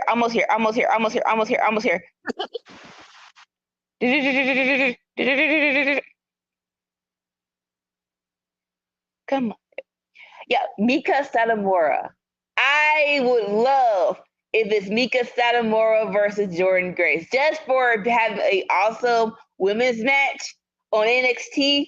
And this is your opening, and I'm going to assume, is it next week or when are they moving to the CW? That in October or today? I think it's October 1st, if I'm not mistaken. Okay, but she's doing this challenge. She's doing this open challenge next week. Yes. Okay. But either way, that's who I want to face. That's who I want to do it, because that match would be awesome. That would be a very fun match. Yeah, it'll be interesting to see who does it. I don't know. I have a feeling it's probably someone else that we see more regularly on NXT. I almost wouldn't mind. It might be kind of weird, but what if Julia accepted that open challenge? I mean, I know she's coming for Roxanne Perez, and it doesn't. I mean, Jordan's probably going to get the win. So, in that respect, it wouldn't make sense for Julia to take a loss right away. But Yeah. that match would be amazing as well. I mean, I could see that match being really good. I'm just trying to think. I mean, Honestly, I'm not sure how many times they're like. So fast forward, Chelsea wanted a shot for Perez before. If Chelsea Green actually goes for it, a little TNA, Chelsea, that little T, I wouldn't have a problem with that. like that We'll would talk be about that in a minute fun. because Chelsea Green does come out in the main event segment, or in the later in the show. So I definitely wouldn't have a problem with Chelsea Green. And I love Chelsea Green back on NXT. I think the NXT Women's Hmm. Division needs more main event bodies, and I feel like she's a Yeah. main event body, as is Lyra Valkyria. So I don't know if this is just a one-off, her being on to protect Tatum, or if maybe she's going to do more stuff on NXT as well, in which case I wouldn't mind her accepting the open challenge. I have a feeling, I don't know why, and I don't think it would be necessarily the best booking decision, but something in my head tells me it's going to be someone like a Fallon Henley or a Sol Ruka or someone like that accepts the challenge and Jordan Grace beats fairly easily. I don't know if that's to put Jordan over. I don't know that it does a whole lot for anybody, but for some reason in my head, I feel like that's what we're going to end up getting. I hope not, but that's what it feels like. I guess we'll I wait guess and see. that's really is the question. Like, why are we doing this open challenge? Is this because Jordan didn't have enough people to face at TNA? They're like, hey, can she come over real quick? Or like, it is something better? Is it something to further her storyline in NXT? We don't know. So yeah, Yeah, I mean, it would be odd, but even Rosemary accepting the open challenge, Rosemary yeah, versus Jordan Grace. I mean, if you're not TNA people, I mean, it would be cool to see those two TNA wrestlers go at it on an NXT stage. Maybe Wendy Chu accepts the open challenge. I mean, Wendy Chu hasn't been doing, I would say, like a whole lot between the ropes. So, I mean, it might be kind of cool to see her accept the open challenge. But again, I'm of the mind that Jordan's gonna get the win. yeah, So anyone that you're really pushing on NXT that you want to be a big deal on NXT probably shouldn't take a loss to Jordan Grace. But yeah. again, it is Jordan Grace and it is for the TNA Right. championship. So it's not like a Wendy Chu's gonna be all that, is going to suffer all that much from taking a loss to a superstar like Jordan Grace. Everybody loses Jordan Grace. So, but at the Yeah. same time, you do probably want to protect your bigger NXT stars. So it'll be very interesting to see what they do. The forbidden door is definitely obviously wide open between TNA and WWE, which is cool. I mean, Yeah. I haven't been watching TNA, but there definitely hasn't been as much. Just because I do read about it and I do pay a little bit of attention, there Right. hasn't been as much back from WWE into TNA. It's been Yeah. more of a one-way street. So we'll see if that changes at all. Which I wouldn't mind. I think that it would help probably TNA if you put a Right. couple, bigger name WWE guys in programs on TNA. But I don't know. What do you think? You think they should put a couple guys on TNA, and if so, who? Yeah. Who would work well on TNA? The decent people would be like, yes, it's actually a partnership. Let's put someone over there. Um, obvious choice. They're doing that. Thank God. Well, yeah, Wesley, the Rascals, definitely go over there. More so, I would see like Trick versus Moose would Oh be yeah, interesting. So yeah, let Trick go over there for a minute. Like one of those, one of definitely, yeah, Trick Williams, yeah, and that then would be fun.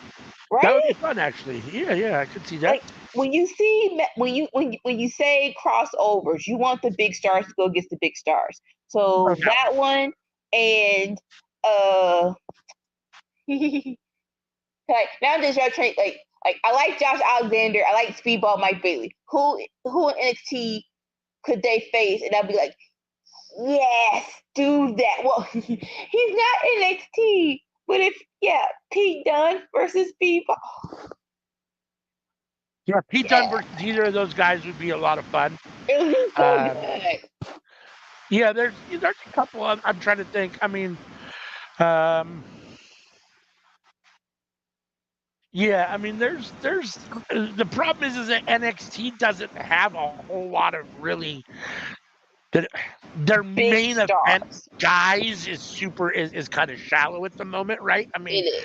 you're talking about Ethan Page, you're talking about Trick Williams, The, Tony D'Angelo. We could put yeah, him up. Tony D is a big star, I guess. And then the rest of them are kind of guys that you bring in from the main roster here and there. I mean, Right. Obafemi's a big deal, but he's still just a mid card champion at the moment. So yeah, I don't know. Their main event roster isn't all that big at the moment, so they might have a little trouble there. But yeah, I mean, I can see sending some people, send a couple main roster guys over that aren't doing anything. I mean, I don't have a problem with that. Much like you send them to NXT, send them to TNA to do a couple things. So let's see. We then had Trick versus Pete Dunne, the match that Ava ordered them to have because they can't stop fighting. So these two go at it. It ultimately ends in a double countout as they both go through the announce table and end up in a 10 count, double countout. So this match I thought was really solid. Trick looked good. Pete Dunne looked good. They have good chemistry. I thought this came off really well. I enjoyed this. I thought this was the best match of the night for me. I didn't have a problem with the double countout, although, again, it's not interference. It's not really shenanigans, but it's also not just a clear whatever. And it makes sense here because this is such a grudge match that they can't control themselves, that it is what it is. So I get that. And this is obviously leading to their next match is going to have to be no DQ or some sort of stipulation where they can, where they're not going to end in a count out. So the count out makes sense here. But again, just another match on another show 2 nights in a row that doesn't have what I would call a clean finish or ending to it. So there's a theme there that does bother me a little bit, but is what it is. Both guys are really good, and this match was a lot of fun. What did you think? Totally agree with you. Again, like when you have back-to-back shenanigans, it can get very annoying. But at least there's a reason for all these shenanigans. Like case in point with this one, I do not want this feud to end. So yeah, but you don't want a disqualification. So the best bet would be a count out / draw. So I'm okay with it, but definitely next time, which is probably going to be on their takeover show, have a definitive winner. Yeah. I agree with all of that as well. Let's see. Then we had Ridge, who is telling us why he destroyed Mr. Chase, and it's because they failed. They were champions, and they couldn't keep it. He was a champion, and they got ripped away due to mediocrity. And that you lost the one time, bruh. Dang. Starting next week, there will be step-by-step destruction of Chase U. And he tells Thea, Thea Hale, he's going to love every second of it. So I guess we kind of get our answer. I wasn't sure what ultimately was going to go on here with Ridge and Chase U. I thought maybe he was going to take out Andre Chase and try to take control of Chase U, but that's obviously not what's happening. His goal is to just take everybody out and destroy Chase U, which I guess I'm ultimately okay with. I think at some point after he takes out Duke and Riley, that Thea Hale's going to turn and join him, and you'll have Thea and Ridge together. I don't know why and for what purpose or what that does. Doesn't necessarily do a whole lot for me. I'm not the biggest fan of either of them. Thea, I like a little bit more than Ridge. Yeah. But neither of them I'm big on. I'm not big on Chase U either, so I don't have a problem with, and I think it's overstayed its welcome, so I don't necessarily have a problem with Ridge Holland destroying Chase U, and hopefully that's the end of the Chase U faction. I do wonder what Andre Chase goes on to do. I guess probably repackage him in some way.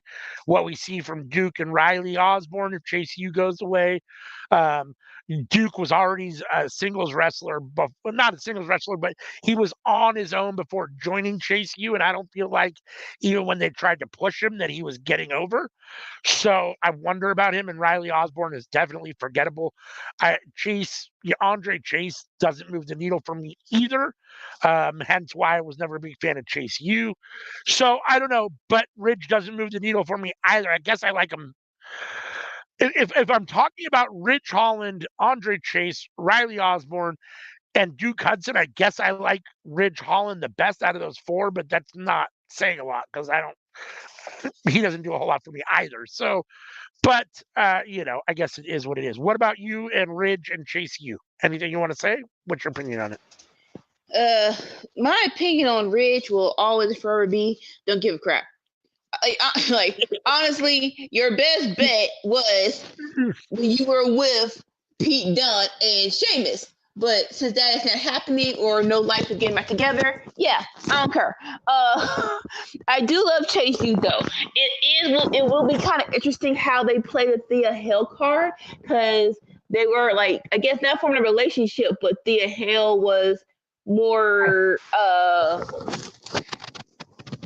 more tender towards Ridge, so I can see why you would want to put them together. Cause I guess it'll kind of calm Thea down, so she won't be so hyper and jolty. So maybe that'll be a plus if they put them together officially. But I don't see how long term it will work with her and Ridge. So we'll see what happens. Brooks Jensen is backstage when Sean Spears comes up and thanks him for coming to his rescue and then beating down Malik last week. He said he thought he was saving Brooks, but Brooks saved him, and he is sticking with this. Brooks asks why everyone thinks he is manipulating him. He says it just matters what he believes.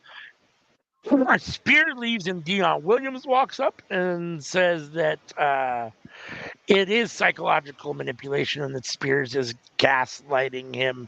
You have anything to say about Sean Spears and Brooks Jensen? It could potentially be fun. I want more for Sean Spears. Again, we'll see what happens. Yeah, I agree. We then had Joe Coffey versus Javon Evans, which was a very solid match. I enjoyed this a lot. I'm a big Joe Coffey and Gallus fan, but I'm also huge on Javon Evans, who's been getting a really big push and been looking really good. I was disappointed that this match ended so fast. I mean, it felt like it was under 2.5 minutes, or it was just a little over 2.5 minutes. And, it is what it is. I mean, I don't really understand it, but okay. I think both guys are better than that there should be a longer match, that booking needs to give them more than that. But guess it is what it is. I mean, what do you think? Definitely agree with these two having a longer match. Hopefully, the premise is they're going to have it at a takeover. Like we'll run this back and give them more time. Hopefully, this is just the start of their feud, right? I'm going to hold out hope for that more so than anything. What do you think about Cedric Alexander out to help Javon Evans? I don't hate it, right? Because he's on speed. Who the freak watches speed? No offense, nobody. And he is too good of a wrestler to not be on anyone's television. So, and they have the same dynamic. So, yeah, like the veteran treating the rookie and teaching him how to be better. I'm here for all of this. I wouldn't mind seeing Javon and Cedric as a tag team for a minute. Right? Like I would think that would work together.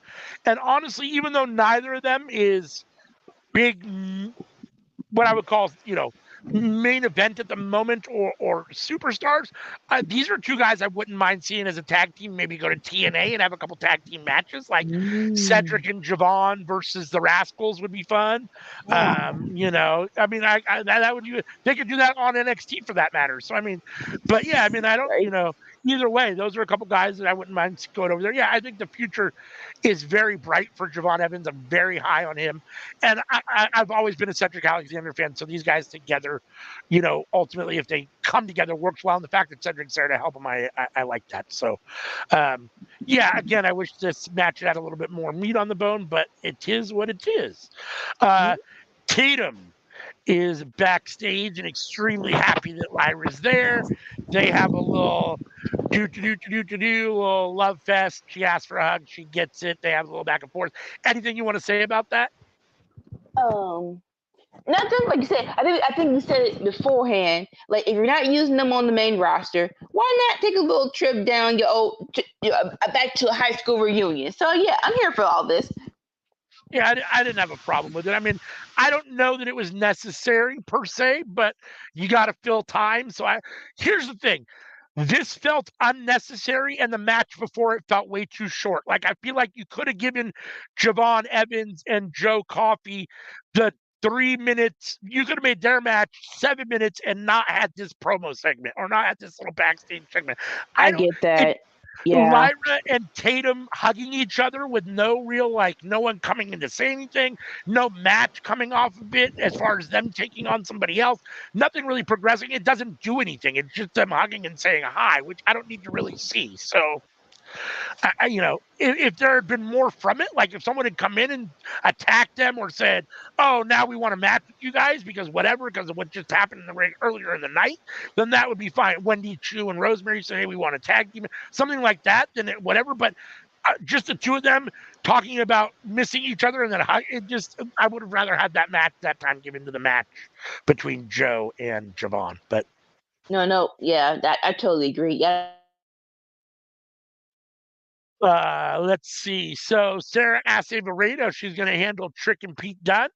And she says, next week, it is a last man standing match with the winner facing Ethan Page at NXT's CW debut.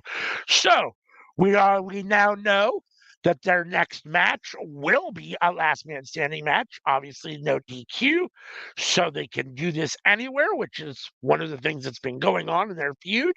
It will be next week, and the winner will get a title shot against Ethan Page. What do you think of this? What do you think of this and this decision by Ava? And who do you want to win and have that title shot against Ethan Page? First things first, I think Ava's killing it as the general manager. I think she's doing a very awesome job, especially did like no prior experience to being in front and somewhat showing, trying to be somewhat being the in charge of everything. Even though we know who's really in charge, but you have to act like you're in charge. So I think you're doing a great job, Ava. Point blank period. All right.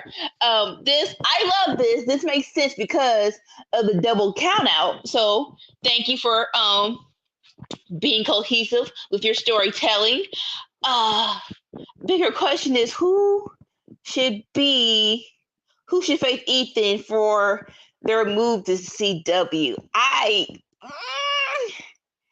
Because Trick is more of a what you call it?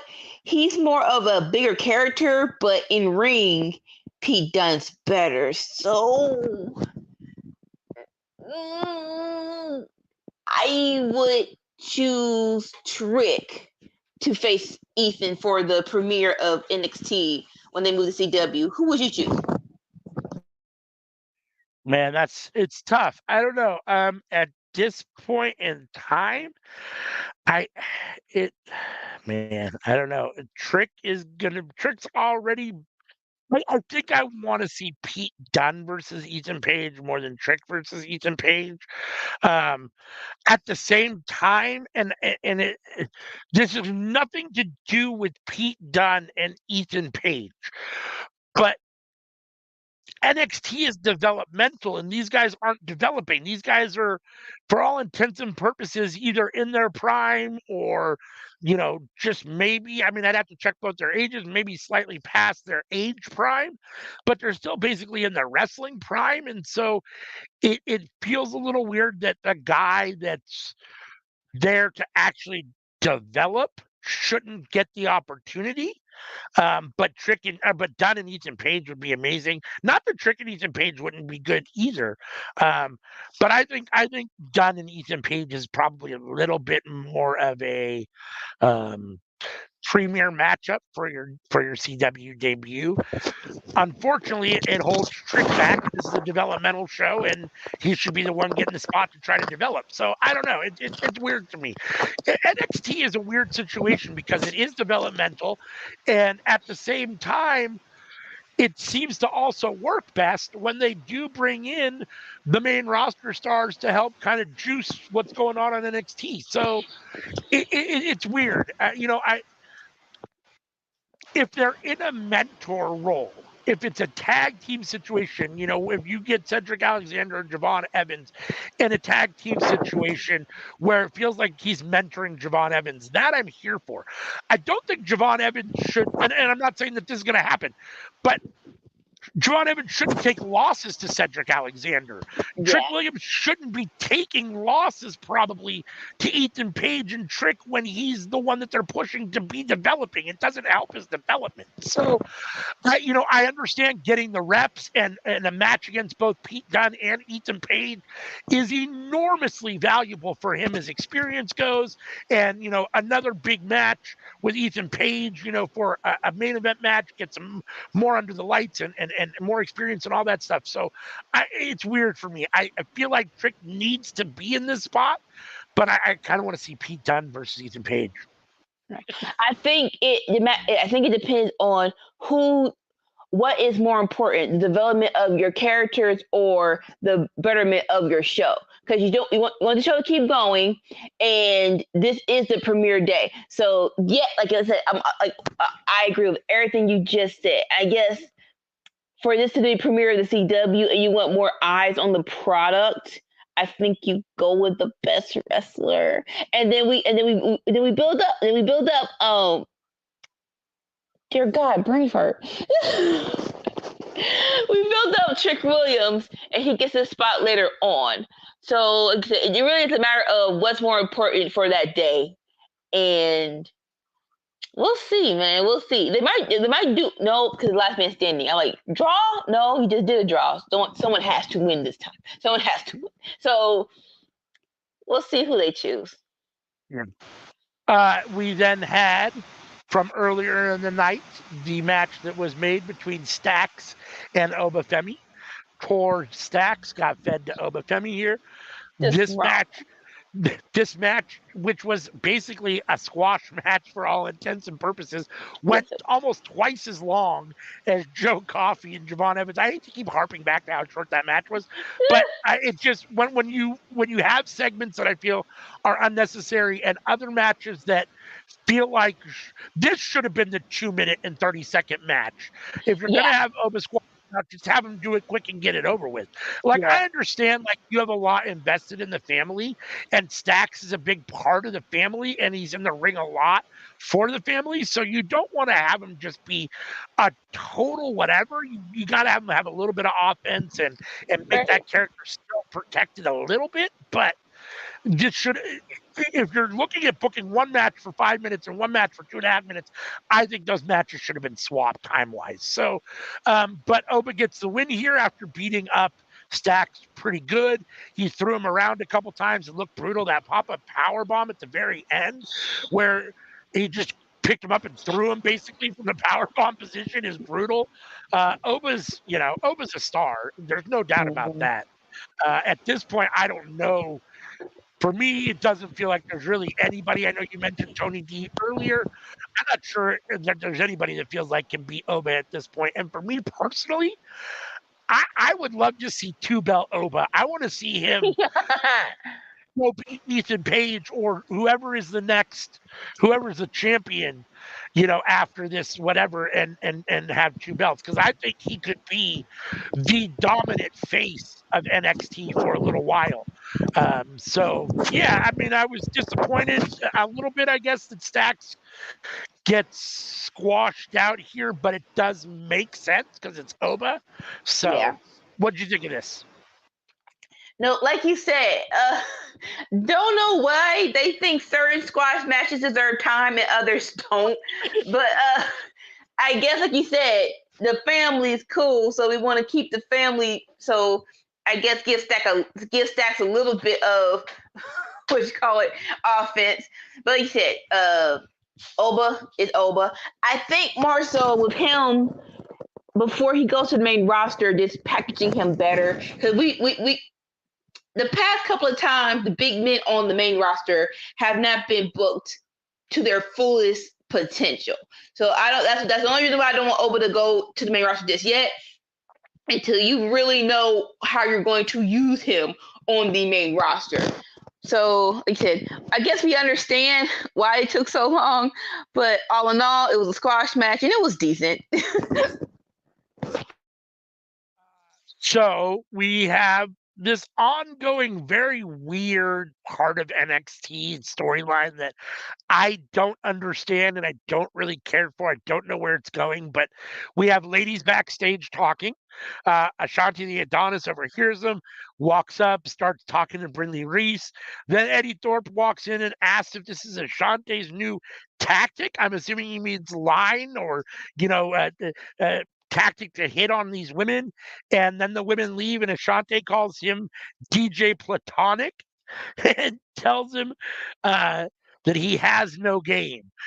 This is very weird to me. I don't understand what any of this is about. I guess you have two guys in Eddie Thorpe and Ashanti the Adonis that need something to do, but this is bad. It doesn't make the women look good, for one. It comes off as sexist and misogynistic, and neither of these guys are doing this good. I mean, I like Ashanti the Adonis, and this is terrible creative for him. I don't like Eddie Thorpe in general. They have done nothing with Eddie Thorpe on NXT ever that I've actually liked, which is unfortunate because I enjoyed him in New Japan. So it's unfortunate. And this like third week now in a row, it's like last they've been doing this weird thing with Eddie and Ashanti and the girls, and this weird like picking them up or hitting on them thing, and I don't understand it.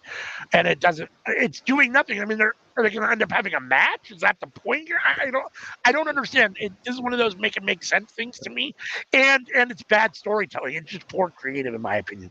What do you think of this?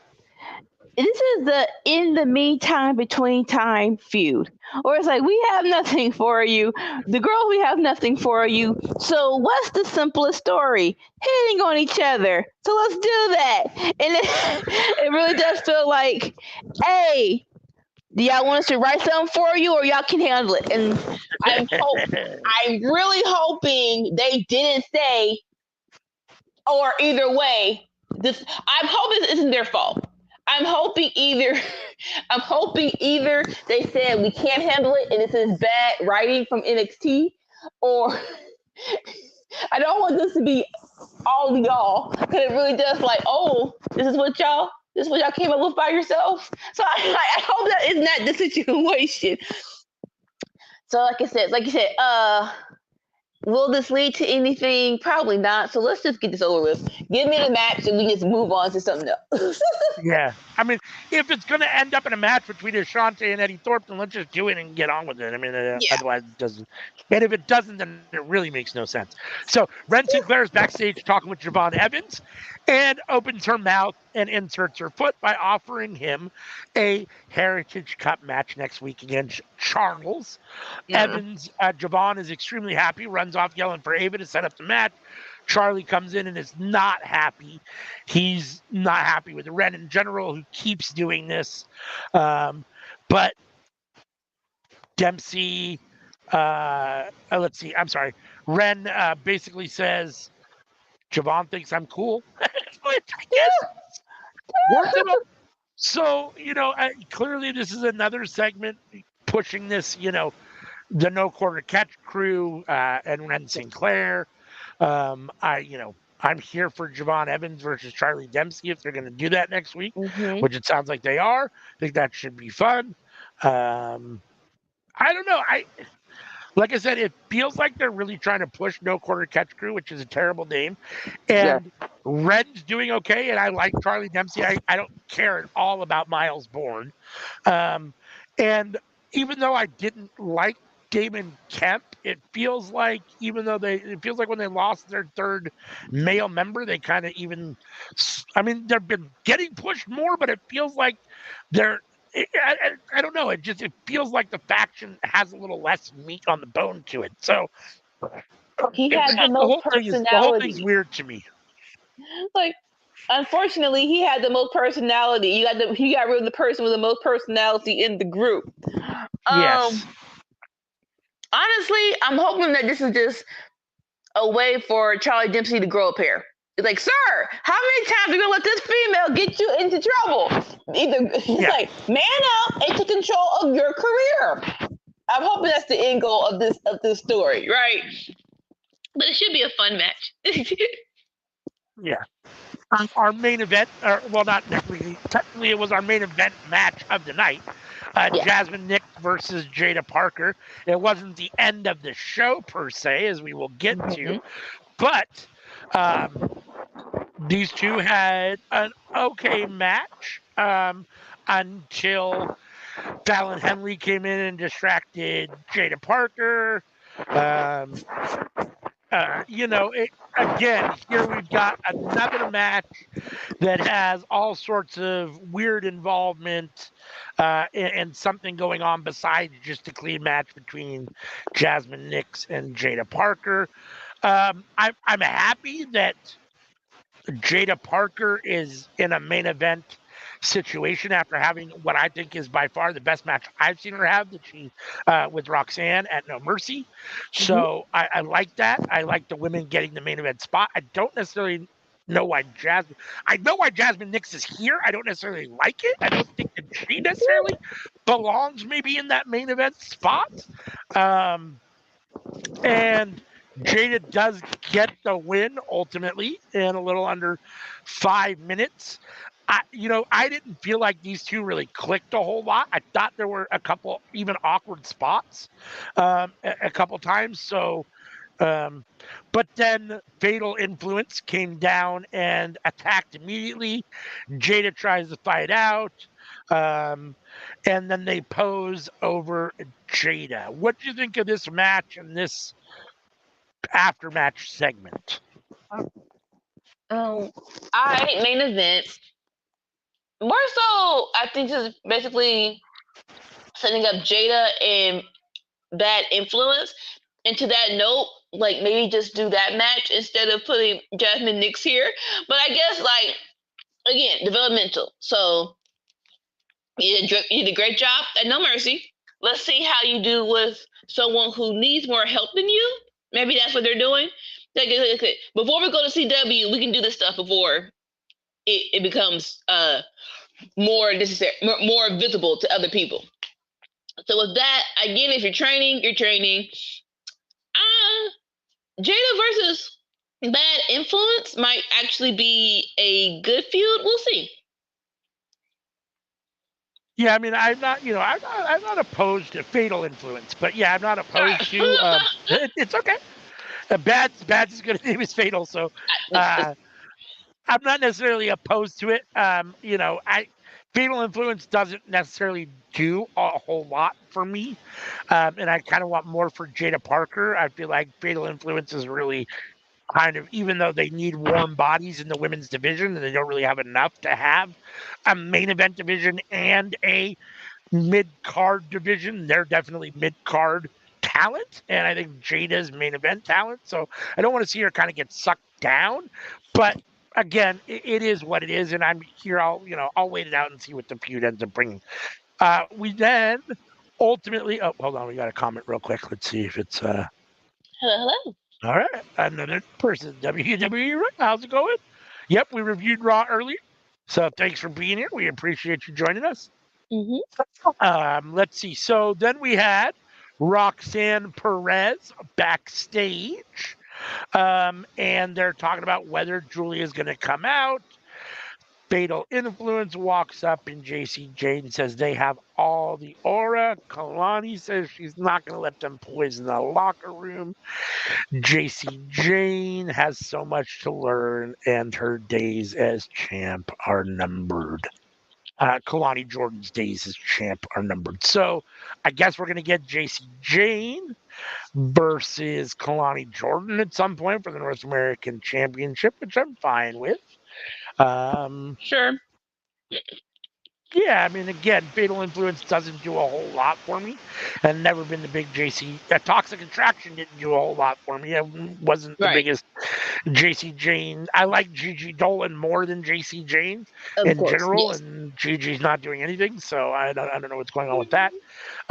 But that was basically the end of the show. What do you think of the little final go home? Not go home, but like ending little segment here of the weeks. Oh no, I apologize. It wasn't. Roxy was here. I apologize. I totally forgot. You good? Roxanne came out to the ring, and then the crowd started chanting for Julia. She talks about how she smashed Io Sky's record and Asuka's record. And she talks about Julia, and she holds her title in the air. And if she wants that she's willing to battle Julia for the title, and that Julia is the outsider, this is basically her house and all that stuff, blah, blah, blah. And then the lights go out, and you assume here comes Julia, but it is not Julia. It is Telemanica. Chelsea Green. There you go. So she walks out and asks Roxanne if she was expecting someone else. Rhetorical question. And then she asks another rhetorical question. Why does this section smell like BO? Which is a little low-hanging fruit. It's not the Right, most cleverest exactly. quip, but I laughed a little, and it's Chelsea Green. So she is basically, I guess, declaring herself as the number one contender, and that she thinks Right. she should be the number one contender. And then the person we thought was going to come out first comes out as Julia's music hits. Julia comes out, drops Chelsea Green ultimately, stares at Roxy, grabs the mic and tells Roxy, me and you, CW. And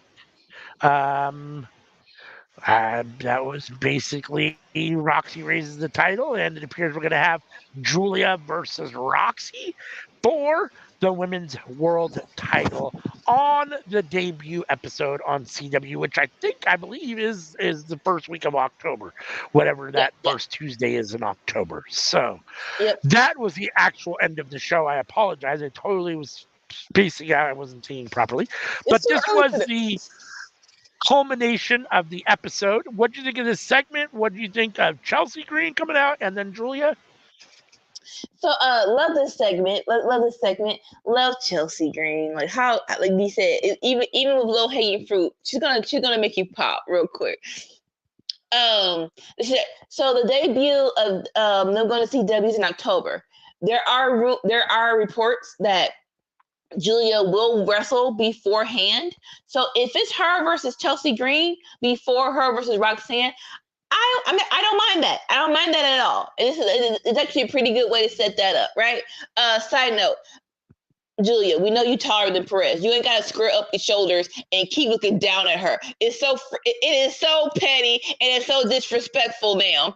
Okay, you ain't got to do that every time you do a face off where you got to look down at her because you know you already taller. That's so disrespectful. So I'm here for all of this. I know the path we're going towards, and I can't wait till we get there. So I'm here for all of it.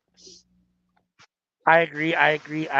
That brought us to the end of NXT from this week. I thought they were the stuff with Julia and Roxanne and Chelsea Green. I think took this over the top a little bit for me over Raw, just because I really enjoyed that segment. Although they were basically on par, I'm going to give this a B minus. I gave Raw a C plus. I'm going to give this a B minus just because of the final Julia segment. They had the same issue that I had with Raw, which was again matches with too much stuff going on that isn't necessarily match related or that interferes and causes some sort of commotion in the match. I'm getting a little tired of that, and there was a lot of that on Monday Night Raw, and so then when it happens on NXT the next night, it feels even more like exaggerating because I just saw it and it's like, oh, here we go again. So, but that being said, I thought that this final segment with Roxanne and Julia carried the show. I enjoyed that, so I'm going to give it a B minus. What about you? I will give it a C plus. I'll give it a C plus. They're getting better with the storylines. Like you said, Julia's here, so it's gonna that's already a bump in the grade. And P Dunne versus Trick Williams has been phenomenal. So I'm gonna give it a C plus. Okay, so that brings us to Dynamite, our third and final show we're going to review. Anika, as usual, is going to lead us through the Dynamite discussion, and then we'll grade Dynamite and give you all a winner for this week. Needless to say, I'm pretty sure I have to go back, but this is episode 6. I think AEW Dynamite might be 5-0. I'm pretty sure they've been the best show so far every week. Was there one where? I'm so mad that I had to work in the morning after the SummerSlam because that was definitely because Raw was definitely better than NXT that week. I remember it very specifically. And I'm like, I had to work this week. When it'll be interesting to see how the ratings go when CW finally goes. When NXT finally goes to CW, because it's gonna be in Chicago. The CM Punk's going to be there, and then next week we'll be in St. Louis, and it's going to have Randy Orton there. So it's going to they're definitely going to turn up. So even though Dynamite is better for a couple of weeks, we'll see how it changes. How about that? All right.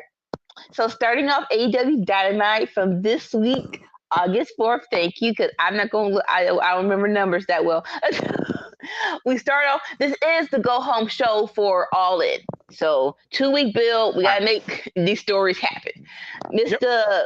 Daniel Garcia comes out in his bald headed fury glory. I love every minute of it. He was like, basically, I like hurting you, MJF, and I don't want to wait till All In. So come on out, let's do it right now. But of course, MJF's a little bit smoother and wiser. He's not coming out there, in the ring. He's actually up in his stands with security, with this white jacket and pantsuit, with this bourbon shirt, drinking wine, having this exchange, right? And so basically they're going tit for tat for insults. Daniel Garcia gets one up on MJF, talking about how your fake, everything about you is fake, from your fake tan line to your fake hairline, hair transplant you got from Turkey. And it's like, woo! I'm like, and I get, and this was a question on social media, and I'm like, yeah, okay, it is thicker, but it doesn't. I guess if you don't know, if he went from bald to full hair, then maybe this would hit. But I'm like, he had hair. I thought him cutting it from the side was a choice. So I was like, it really is. But MJF sells it well. So I'm like, did you get a hair transplant? Did he? We don't know, right? I mean, he's young still. I mean, not that has anything to do with it, but he's still in his 20s. So it would be odd for him to get a hair transplant already. Right. I think it was just a joke that sounded funny, but you never know. I mean, who knows? I mean, there are some people that go bald at a young age or start to go bald, and MJF strikes me as the kind of guy that's probably vain enough that he would go do that. Yeah. But this is true, especially when you're a wrestler and you have an image of how you want to be. So just we'll keep it kayfabe, and we won't read much into it. But and then he's like, more so your fake love for AEW. He's like, you don't love these people. I love these people. So you can paint whatever dumb behind tattoo you look you want to. I'm gonna always love these people. And then he had to bring his future wife and fake ugly baby into the. I'm like, why? What the future baby do to you? Why we calling the future baby ugly? And like basically like no one said nothing about this, and the baby didn't do nothing to you. And Daniel Garcia finally ends it with, when you have your kid, because we don't know the kid's ugly yet. He's like, he asked Daddy what he used to be. And he was like, you have to tell your son I used to be a wrestler until Dan Garcia ended my career. Like, very nice line, but of course MJF ruins it by standing up and clapping to come out. Look, Daniel Garcia learned how to talk. Shut up! You're such a douche. Like, shut up. And basically, he does his go home line, which basically these, like, I'm doing you a favor because you don't want these fans to love you because they'll turn on you the way they turned on me.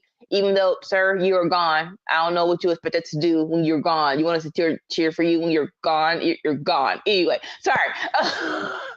But basically, he's like, I'm going to do you a favor and I'm going to end your career and put you in a wheelchair, basically. It was like, but don't worry, your mother will be there for you. And she has experience with this, as I see. I'm pretty sure she has experience with tending to men who are in her bed. And of course, you can't say that about people's mamas.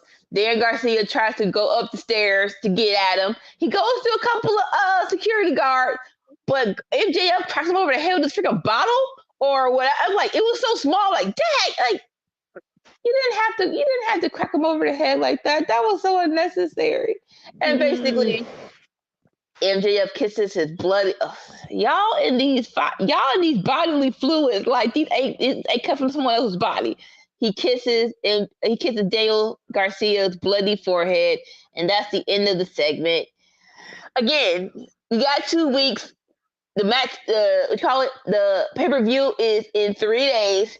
Gotta make this stick. This stuck. This was good. What do you think? I mean, I thought it was good. You probably heard this because I noticed you were there too. On AEW Ramble, they gave LVP to Daniel Garcia because he talked a lot of shit and then came and got hit with a bottle. So, when I watched it, it didn't feel that way to me. It wasn't until I heard them say that I looked back on it and thought to myself, well, shit, yeah, it does kind of come across like that a little bit.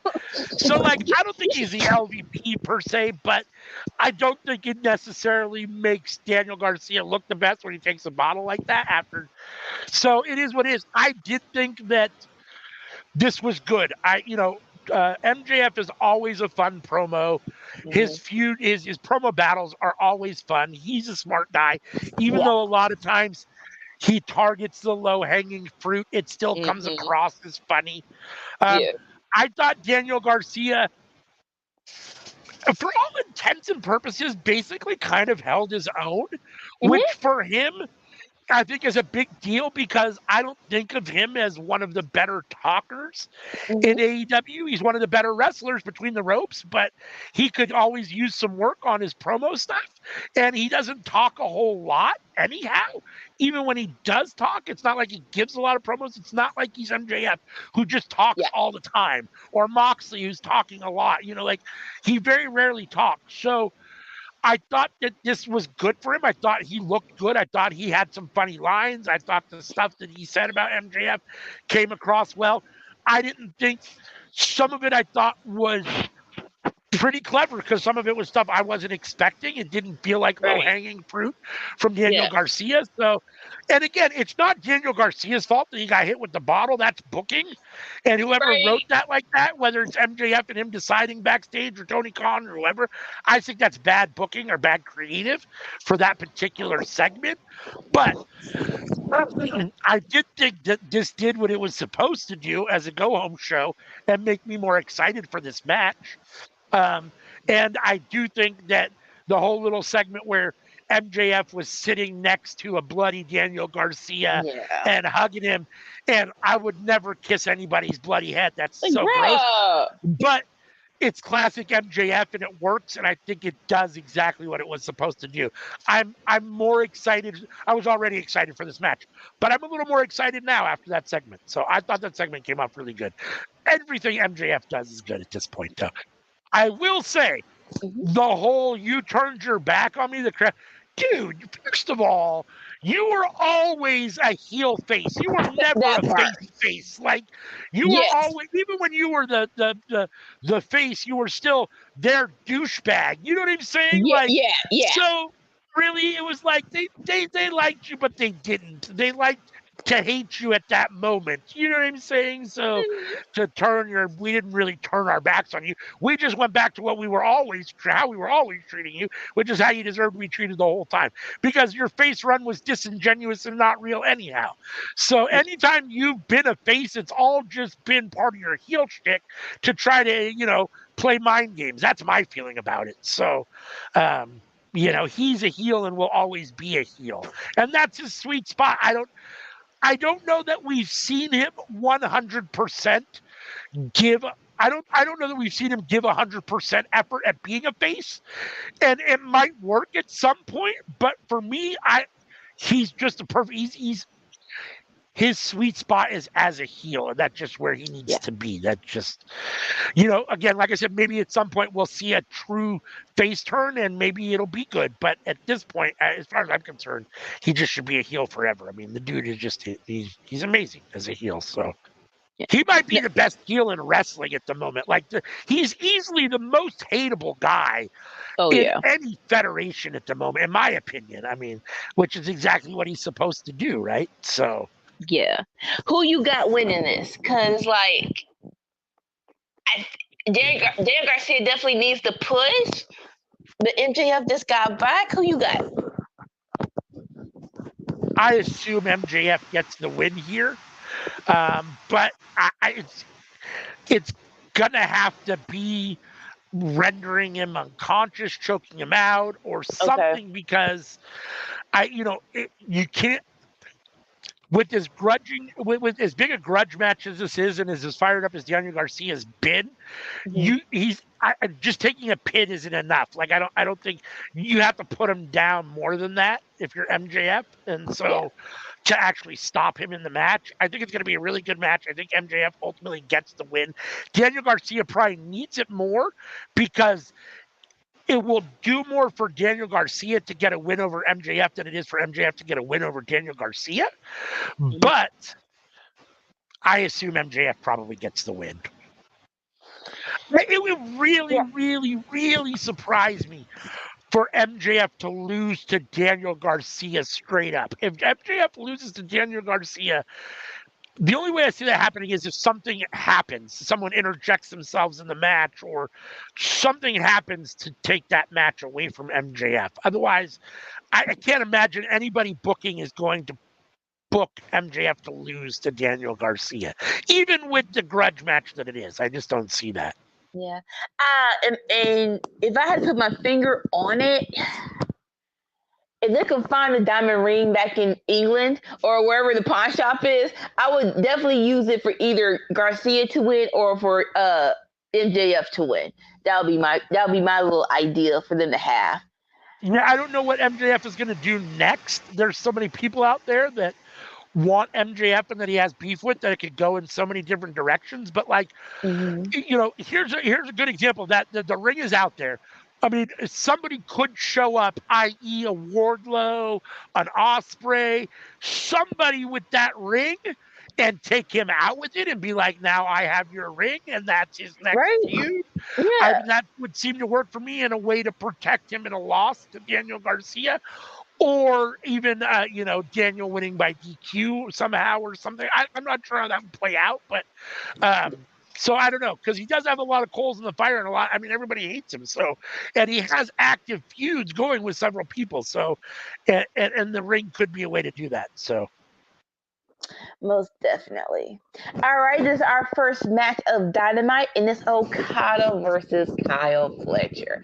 And so I do not know Okada in New Japan, and the consensus was that sometimes he just doesn't give a crap. It's either from a 6 to a medium. This was a great match, and I guess that's weird because, like I was like, maybe because it's Kyle Fletcher and they probably did go against each other a couple of times. He wanted to, put some more effort into it. But I love this match. This match was so good.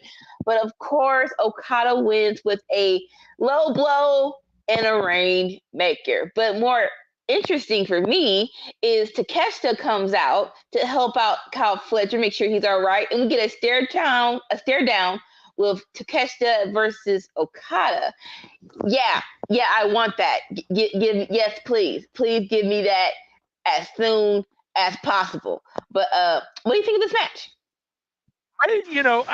This was my part of my problem with Okada. One of the things that I didn't or don't like about him is that it feels like there are times that he's not engaged as much as others, and that's what it feels like they're talking about. Yeah. And I don't like that. When you look at some guys, they're 100% all the time in everything they're doing, and that's what makes them, in my opinion, great. I.e., Daniel Bryan, John Moxley, Pac. These are guys that every single time they're on your Will Ospreay, they're on your TV screen. Their promos are at 100. Their interactions are at 100. They're there. They love what they're doing, and I'm not saying he doesn't love wrestling. I'm not saying that at all. I'm saying that as a fan, when you can look and say, oh, he looks disinterested in this situation, I don't like that. That rubs me wrong. And especially when you're supposed to be this great, whatever, I mean, he's a great Okada, right? So like, Right. you shouldn't have those. So that rubs me wrong. Just the fact that you even have the AEW has, or AEW Ramble Trujillo Heat has an Okada who gives a fuck scale. Like, the fact that that's even a thing in the internet community rubs me wrong for a guy like Okada. It shouldn't be like that. And I think you see the opposite with his opponent in this match, with Kyle Fletcher, who gives 100% all the time. And I thought this match was great. I mean, don't get me wrong. This match was really good because Okada came to wrestle, right? And so the two of them had a very solid match. Kyle Fletcher's great. I think Kyle Fletcher's had probably the best matches of his AEW career over the last couple months. He's had some real bangers recently, and he's been doing some really good work. I love Kyle Fletcher. I know a lot of people don't like him and think whatever about him. I really like Kyle Fletcher. I wonder about his partner and when Mark Davis is going to come back and what that looks like for Aussie Open. I have no idea what's going on with Mark Davis or not, but he's been gone for a long time now. And Aussie Open was, one of the better tag teams on the planet when he was around. And now Kyle Fletcher, in my opinion, is making himself a very good wrestler, singles wrestler in AEW, and making himself a really solid niche. And so it'll be interesting to see what happens when he comes back. But I thought this worked really well, and I enjoyed this a lot. I'm here for Takeshita and Okada, assuming that we get, Okada at, Okada comes carrying, right? I mean, I assume it'll be for the title, so he should. And it's Takeshita, who's another Japanese wrestler that if I'm Okada, it's one thing to come to the States and maybe potentially get outshined or take a loss here and there to American superstars. I'm not sure if I'm Okada, I'm willing to lose to other Japanese wrestlers. Like, I'm supposed to be the guy, right? So, it'll be interesting to see. So, I assume we'll get the fired up and Okada. When Okada's ever fired up, he's always at a very, whatever, even keel. He almost never smiles or frowns. He just is, right? He's super stoic. So, I'm sure, but the Okada that comes with his bag to wrestle. So if we get that Okada, him and Takeshita should be amazing. And if it's the Okada that we got against Kyle Fletcher, it should be really good because this match was amazing. And, I understand why Okada got the win. Kyle Fletcher probably shouldn't be beating Okada at this moment in time, but it was close and it was good. And I thought there were moments where it was definitely believable that Kyle Fletcher almost got the win. So I like it. No, totally agree. I think with sometimes in any person's life, when you're at a certain place, you kind of get stagnant. for me, Okada in AEW has not been boring or complacent. It feels like he gives more energy than when he was in New Japan. I haven't seen New Japan a lot, but the clips I've seen in him in AEW now, he seems more enthused and more a jolt of energy, basically. Fast forward, there's going to be a fatal 4-way for Okada's title, and they had the matches on Friday on Collision to see who's going to be the of 3.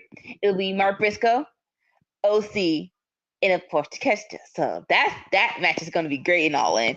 Y'all are going to have a ball. Anyway, next, we're going to. So they had a nice little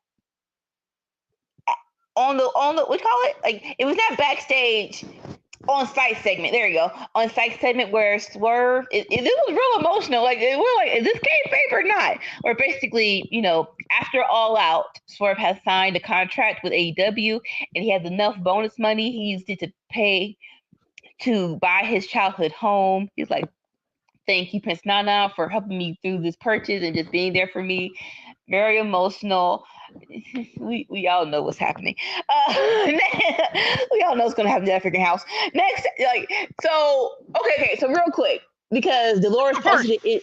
Dolores posted it in the Discord, right? Before watching Dynamite, before any outside influenced. Yeah, watch it. Okay, before the ending segment, what did you think was going to happen to the house, or did you think nothing? Nothing. It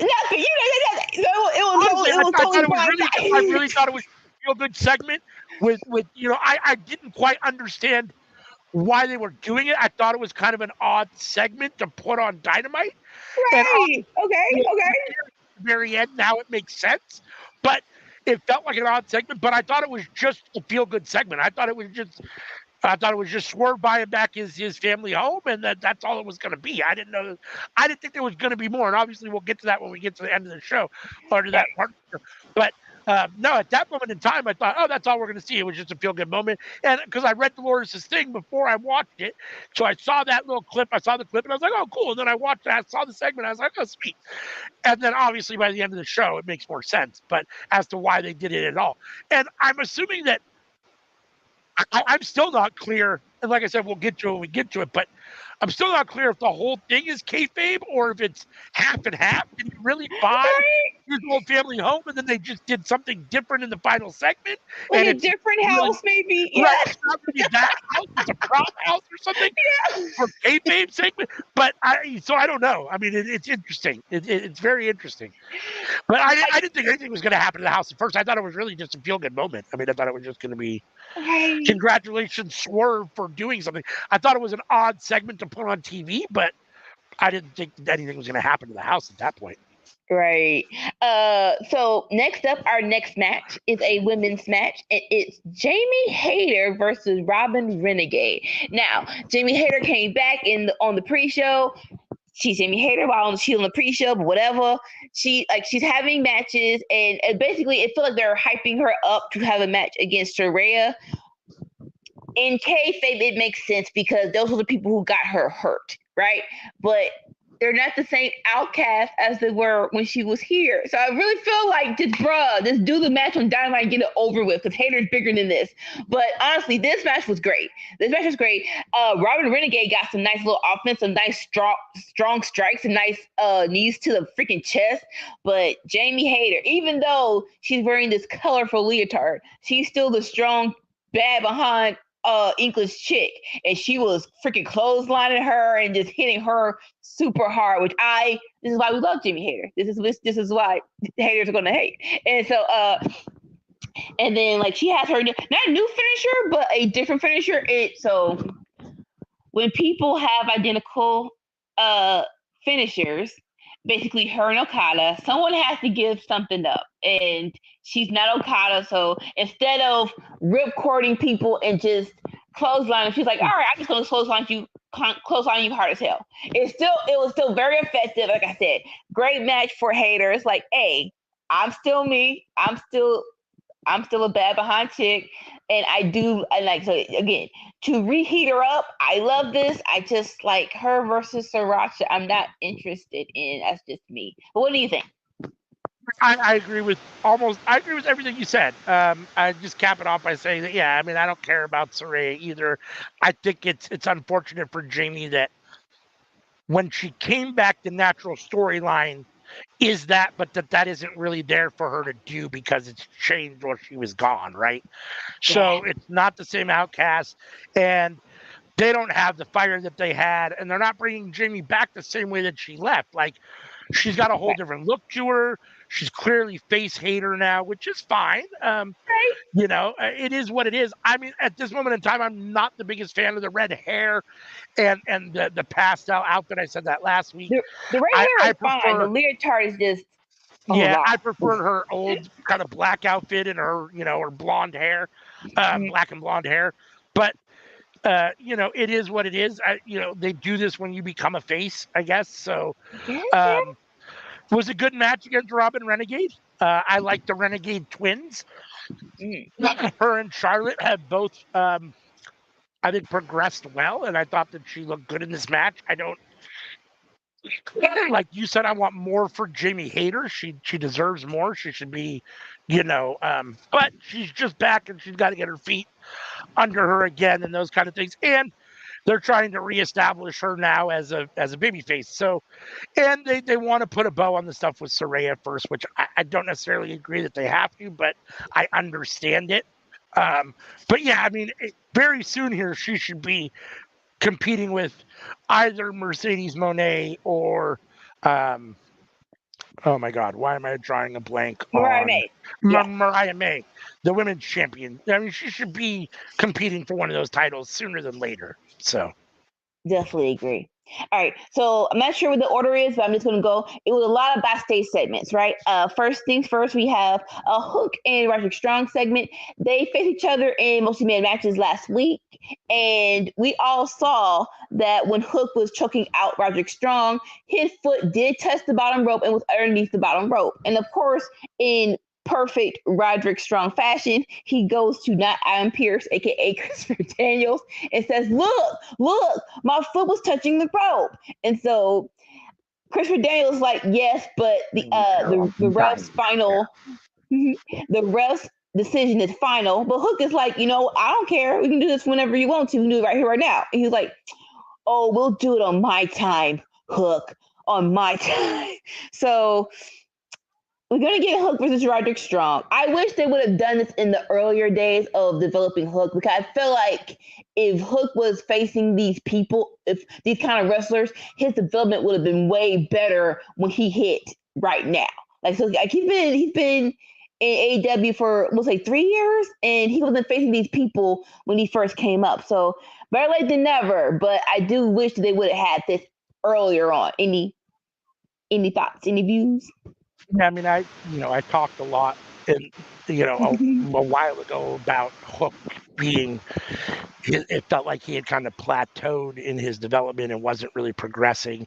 And I think in the last 6 months or so, that's changed a lot. I think he's shown that he's a fair amount of progression. I still want to see more. Um, I'm not a big fan of wrestlers that have kind of that 4 or 5 move set and they just kind of do that over and over again. And I feel like even though Taz, was the master of the suplex, and Hook is now taking up that mantle. I feel like 90% of his offense is suplexes or throws of some kind, a judo throw, which is Yeah. okay. I mean, between the suplexes and the choke, that's really all he basically does. I mean, he strikes a little bit, but that's really it. So I'd like to see a little bit more of an expansion of his offensive move set. But I do think he's getting better in the ring with both his actual athletic movements in the ring and his talking has gotten better. He's had even though it's not a whole lot of talking, the little bit he's been doing has been better than it was. So I feel like he is starting to progress finally. And some of that I think is being, even though I'm not a big fan of the Jericho Vortex, I do think that Jericho has knowledge to share and experience, and I do think that young guys can gain something from being in either with him or in a feud with him or those kinds of things. So, and then his time with Samoa Joe, he's been, like you said, and now with Roderick Strong, he's been in the last 6 to 8 months, he's been paired with a lot better competition and guys to help elevate him than I think he was in his first couple of years or 2.5 years or so. So I do think that's probably why we're seeing that progression. And, I'm here for Hook versus Roderick Strong. I mean, Roderick Strong is one of my favorite wrestlers because his between the ropes work is so amazing, and his promo skills have gotten a lot better. But his work in the ring is so good that he's one of my favorite guys. So my question that I have for you real quick is just what's going on with the Undisputed Kingdom? Like, everyone's doing all sorts. I mean, Wardlow hasn't been around forever. Taven and Bennett are off doing their own thing, kind of Ring of Honor tag team, whatever. I don't even know. And then Roderick Strong's been involved with this other situation that has really nothing to do with Undisputed Kingdom. It just feels weird. Like, if you're going to just go in your own separate direction, why even keep the faction name together and going? I mean, it's weird to me, but I'm here for Hook and Roderick Strong. What do you think about Undisputed Kingdom and Roderick Strong? So it's unfortunate, right? Because when they first debuted at World's End and they were the double that was picking on MJF and his friends, it had potential, but they didn't put any heat behind it because Adam Cole was hurt, which is stupid because even with Adam Cole hurt, he could still be the mastermind behind the thing. I think Wardlow was hurt. I'm not 100% sure about that, or if he just home and he was just like, bruh, call me when you have something better, or y'all want to push me because again, when they came out and they're like, this was going to happen. Wardlow's going to get the title, aren't you, buddy? And they're like hinting of, yeah, and we're all going to be champion. He's like, fine. That gave us interest, but it felt like they just dropped the ball. Unfortunately, they just dropped the ball. Matt, it's like I did, for what it was. I did love Bennett and Matt Taven being ROH champions, and they dropped the belts to Sammy Guevara and Dustin Rhodes. Never mind.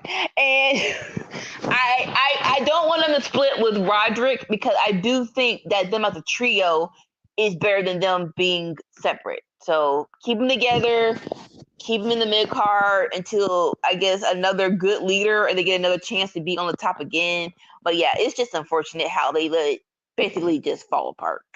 So I guess I'm a little unclear. Maybe you know exactly because I don't. I mean, I vaguely remember. So Undisputed Kingdom came around. Adam Cole was out. Then he came back and was here for like 2 weeks, and now he's been gone again. Did he get re-injured again? Is that what happened, or was he not completely healed? Because it feels like now he's been gone again for whatever.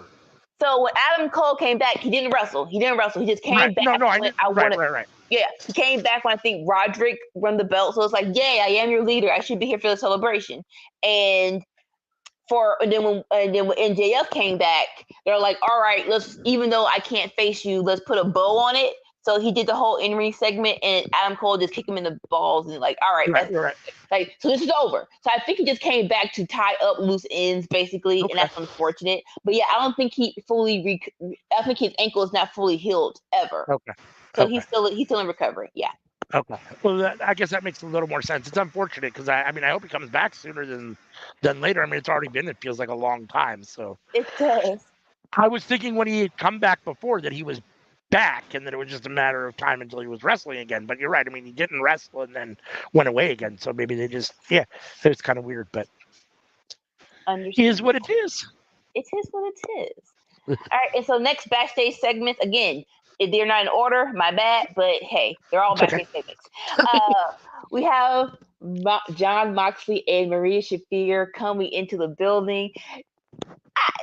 So I'm not sure what was happening because all we saw was Maria Shafir attacking security guards to make a pathway through Jon Moxley. I say we don't know because I'm like, why would security be attacking Jon Moxley? He didn't do nothing wrong. So I guess just to show off how badass she is, and so like do that. Because like that's why that's what she's here for, to be Jon Moxley's bodyguard. And I'm all here for that because I love Maria and Moxley together. And the funniest part was when she pushed John Moxley to beat up a security guard. John was like, "Wait, hold up, daggone, all right, oh, yeah, let me know when you gonna push me, basically." And so yeah, they're headed towards the ring, and they make a pit stop. The lead, more so the Jacksons and Jack Perry, are in the back, and he goes to Jack Perry and says, "I don't care what they say, you're a sweet kid," and that is very intriguing. I have thoughts on what that will lead to, but so after that, we have John Moxley actually coming to the ring for an in-ring promo, and he doesn't do a whole lot of riddles. He just goes straight to the point. He was like, "Look, when I first got here, they had me wrestling this kid named Darby Allin. Didn't know who he was, but I did 20 minutes with him, and it was an awesome match. I love how he approaches wrestling. He approaches it how it's supposed to be. He loves wrestling. He's like, look, I just want to talk. I just want to talk. I'm not an impatient man, but don't make me look for you." And it's just like, this is my Moxley. This is my Moxley. This is why I love you. I am now. Last week it was interested, and now I'm excited. I'm like, "Ooh, what are y'all gonna talk about when Darby finally comes back? We ain't gonna talk about like I said, my guess, because like I said, he says Jack Perry's a sweet kid. He wants to talk with Darby. Some people are like, oh, it's interesting that he's talking to these people who have shots at Danielson's title. In my mind, he's talking to the used to be pillars of AEW. If he wants to make a Pillars Reborn faction, I would be okay with that. But all in all, I am very excited about all of this. What are your thoughts? At this point, anything John Moxley does, I'm fairly excited about, because most of everything he does is great. I'm at this point, I'm a little unsure. I don't understand exactly what's going on, and I don't think we're supposed to. So I think that's fine. Yeah. The idea of John Moxley needing a bodyguard is odd to me. I mean, not needed, but Moxley, just hang out with me. Just watch my back. Yeah. But that being said, I've always liked Marina Shafir, and I feel like she has never really gotten the ability to shine the way I hoped she would on AEW and or Ring of Honor, like she has in the Indies. So it's good to see her paired with someone like Moxley, who gets a lot of TV time. It gets her more TV time. It puts her in a position where she can show, because she's an honest to life tough chick. So I mean, it gives her an opportunity to kind of just be her authentic self, which is great, because I think that's when people get over the best. Mm-hmm. Last week was obviously the new outfit, the new music, the same attitude, but not as like a controlled intensity as opposed to just an outward intensity like he was having. Clearly, there's something going on there. We're getting a slightly different John Moxley. And last week, the whole Darby Allin was out of left field for me. Like, why is he here talking? It doesn't make any sense. And I felt the same way this week, and I think we're supposed to feel that way. So I think it's doing what it's supposed to do. And the whole interaction with Jack Perry was very weird. And so obviously they're doing these things on purpose to try to be mysterious. We're not supposed to know exactly what's going on, and we don't. And it's working. I like it. I mean, I don't know that. Let's just say I'm willing to see where it plays out. I don't know what we're going to get. I don't necessarily want to see, a reform. First of all, the four pillars were never together, right? They were always enemies. So, I don't, and if we're talking about, we're talking about Jack Perry, Darby Allin, Sammy Guevara, and MJF, right? Those are the four pillars that we're talking about. So, Sammy hasn't been around forever. I don't even know what Sammy's doing. I think didn't Ty have a baby or something? Didn't they have a baby? So is that why he's been gone? And now he's in ROH with now he's in ROH with Dustin as tag team champs. You're right, but even there, they haven't been on a whole lot. And the last few times I've seen Dustin, it's been without Sammy. So Dustin's had a couple singles matches, and Sammy hasn't been around. So, and MJF is obviously, he's not going to join a faction with Darby Allin. Jack Perry and Right, Sammy right. Guevara at this point. I mean, he's way beyond that at this point. So I don't know exactly where this is leading. I don't if this is going to lead to a match between Darby and Moxley. I guess I'm not opposed to that. But at the same time, I'm not sure what. I mean, it does more for Darby than it does for Moxley. It feels like. Um, I don't know. Mhm. The whole thing is odd to me, but I think that's how we're supposed to feel. So it's doing its job. In which case, I'm willing to let it play out. I'm curious to see what the end game is. I'm I'm I'm cautiously optimistic. Let's put it that way. A lot of times these things look good and then they don't play out well, or the ending is bad, or they fuck it up halfway through. So I'm not necessarily 100%, but I'm interested. Let's say I'm very interested to see where it goes. Yeah. Same boat. I'm a John Moxley fan, so I am definitely willing to ride this wave till we get to hit end goal and hit end point. All right. And now we have another backstage segment. Remember, All Out is only a 2-week build, so we need all these segments to build up these matches. Although this is not a match at All Out, thank God. It's the learning tree. Hi guys. Hey. And so now Jericho is targeting OC. He was like, even though you forgot, I did not forget. Back in Panorama era, we had a orange punch match, and you ruined my $7,000 jacket. I am pretty sure you're lying. But either way, he's like, Brian Keith is going to get revenge when y'all face each other on Collision to see who gets into the final four-way. Again, spoilers, OC won that match. But OC comes into place, and he was like, you know what? I don't care. He was like, if Brian Keith beats me, I'll give you 7,000 in cash. And OC was so smooth in here, and I love the contrast of personalities of intensity and high voice too. OC was like, all right, if he beats me, I'll give you cash back.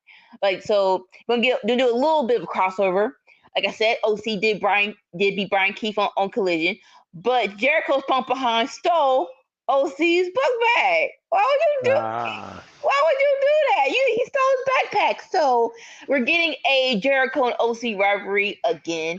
I'm not mad at this, more so because when it comes to Jericho Vortex, right? I think the reason why we all hate it is because you bring down people who are new and upcoming, and they don't come out better after this feud. Case in point, Ricky Starks, Eddie Kingston, OC. A little, yeah. After feuding with OC, I didn't really feel like he got elevated to a point, right? So, but now that OC's in a bigger, an elevated status, and as of right now, OC can feud with anybody, and he won't get knocked down a peg. In my opinion, he's already cemented as a top mid-level guy.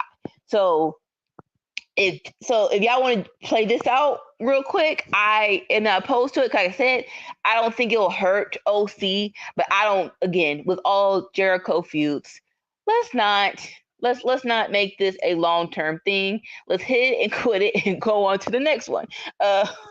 What are your thoughts? I love the fact that Big Bill and Brian Keith get the Yeah. Jericho rub and are on TV a lot. I love just the dynamics of those three, because Jericho is all smiley and happy, and Big Bill's back there kind of smiling and happy, and Brian Keith's just over there just angry and stoic still. Like there's no Yeah. happiness to Brian Keith, which I love. But Right. so I'm happy for those two. I don't like Jericho. I don't. I think that I think there's pros and cons of being in the Jericho vortex, and you touched on most of them, so I don't want to just reiterate them. But you can get the rub. I do think that he does give guys that he's working with a bigger platform. I'm curious to know what his overall plans are when he is. I mean, does he ever plan to go away? I mean, is this a Ric Flair situation? I mean, dude's already coming close to 60, so it's like, and apparently doesn't seem to be slowing down. I mean, he's on my TV every week, so in some capacity on Dynamite. So I don't know. I guess we just are stuck with Chris Jericho, which is what it is. And it'll be fine if he would just take a break, but he don't like, bruh. They're talking about a whole year break, like 3 months or 2 months. Go away and come back. I mean, I don't Orange Cassidy. He's part of the conglomeration, which is now my second favorite faction in AEW, behind the Blackpool Combat Club. And so, it is what it is. I've never been a big OC fan. Him, in this, this feels like the right spot, I guess, for him feuding with Jericho, but I don't care. I mean, it doesn't do anything for me. I'm not a Jericho fan. I'm not an OC fan, so it doesn't do anything for me. The only thing that I like about it is that we're gonna get Brian Keith versus OC. We're probably going to get Big Bill versus OC, would be my guess too, which is good for both of them to get that rub of being in matches with OC, with Orange. So, it is what it is. I mean, I don't, Tony Khan likes Jericho clearly and thinks that he's still a big star that sells merchandise and pulls in people. So as long as he's going to be on the TV, I guess this is as good as I can ask for him to do. Understandable. Definitely understandable. What I was going to say. Yep. So, again, don't know the order, but after this, I should be back on track. One more backstage segment with the conglomeration and we have, which is Willow's part of the conglomeration. And so, first things first, we asked about Willow and her match. The Statlander, I think she was like, yep. So I beat Statlander, and we're doing a Chicago street fight. And I'm not sure if she said this here. It might be another statement, but basically, I don't want to talk too much. Yeah, she definitely said this. I don't want to talk too much because we'll address Statlander. We're going to have a one-on-one conversation on what's his name, Collision, and that was actually a pretty good segment. And so we go back, and the collaboration has a special guest this week, Osprey, because our main event match will be OC, Kyle O'Reilly, and Osprey versus the BCC. And so Osprey was like, I'm very happy and proud to be tagging with you guys. I called Mark Briscoe for permission, and I'm so excited. Mark Briscoe, do you have any words of encouragement? And of course, Mark Briscoe will always have words of encouragement. And then you have Kyle O'Reilly just mimicking what Briscoe is saying in the back. And again, you have to watch this. We're not anyone who does a Mark Briscoe impersonation will never do it justice. And basically, it goes from word of the day to what we're gonna do in this match, and and basically Kyle is like, I will follow you anywhere, and I wholeheartedly agree. And Osprey gets getting pumped up too, and OC was like, this is my life. These are my friends. These are my friends. And I love how Willow has the biggest smile, because who does not smile when Mark Briscoe does the promo? Like if you don't smile when Mark Briscoe does the promo, I'm gonna check your mood swings, honestly. So, but yeah, like I said, that's hyping up the match for later. Any thoughts on this segment? I love the conglomeration. That the fact that they have Willow now too just makes it even better.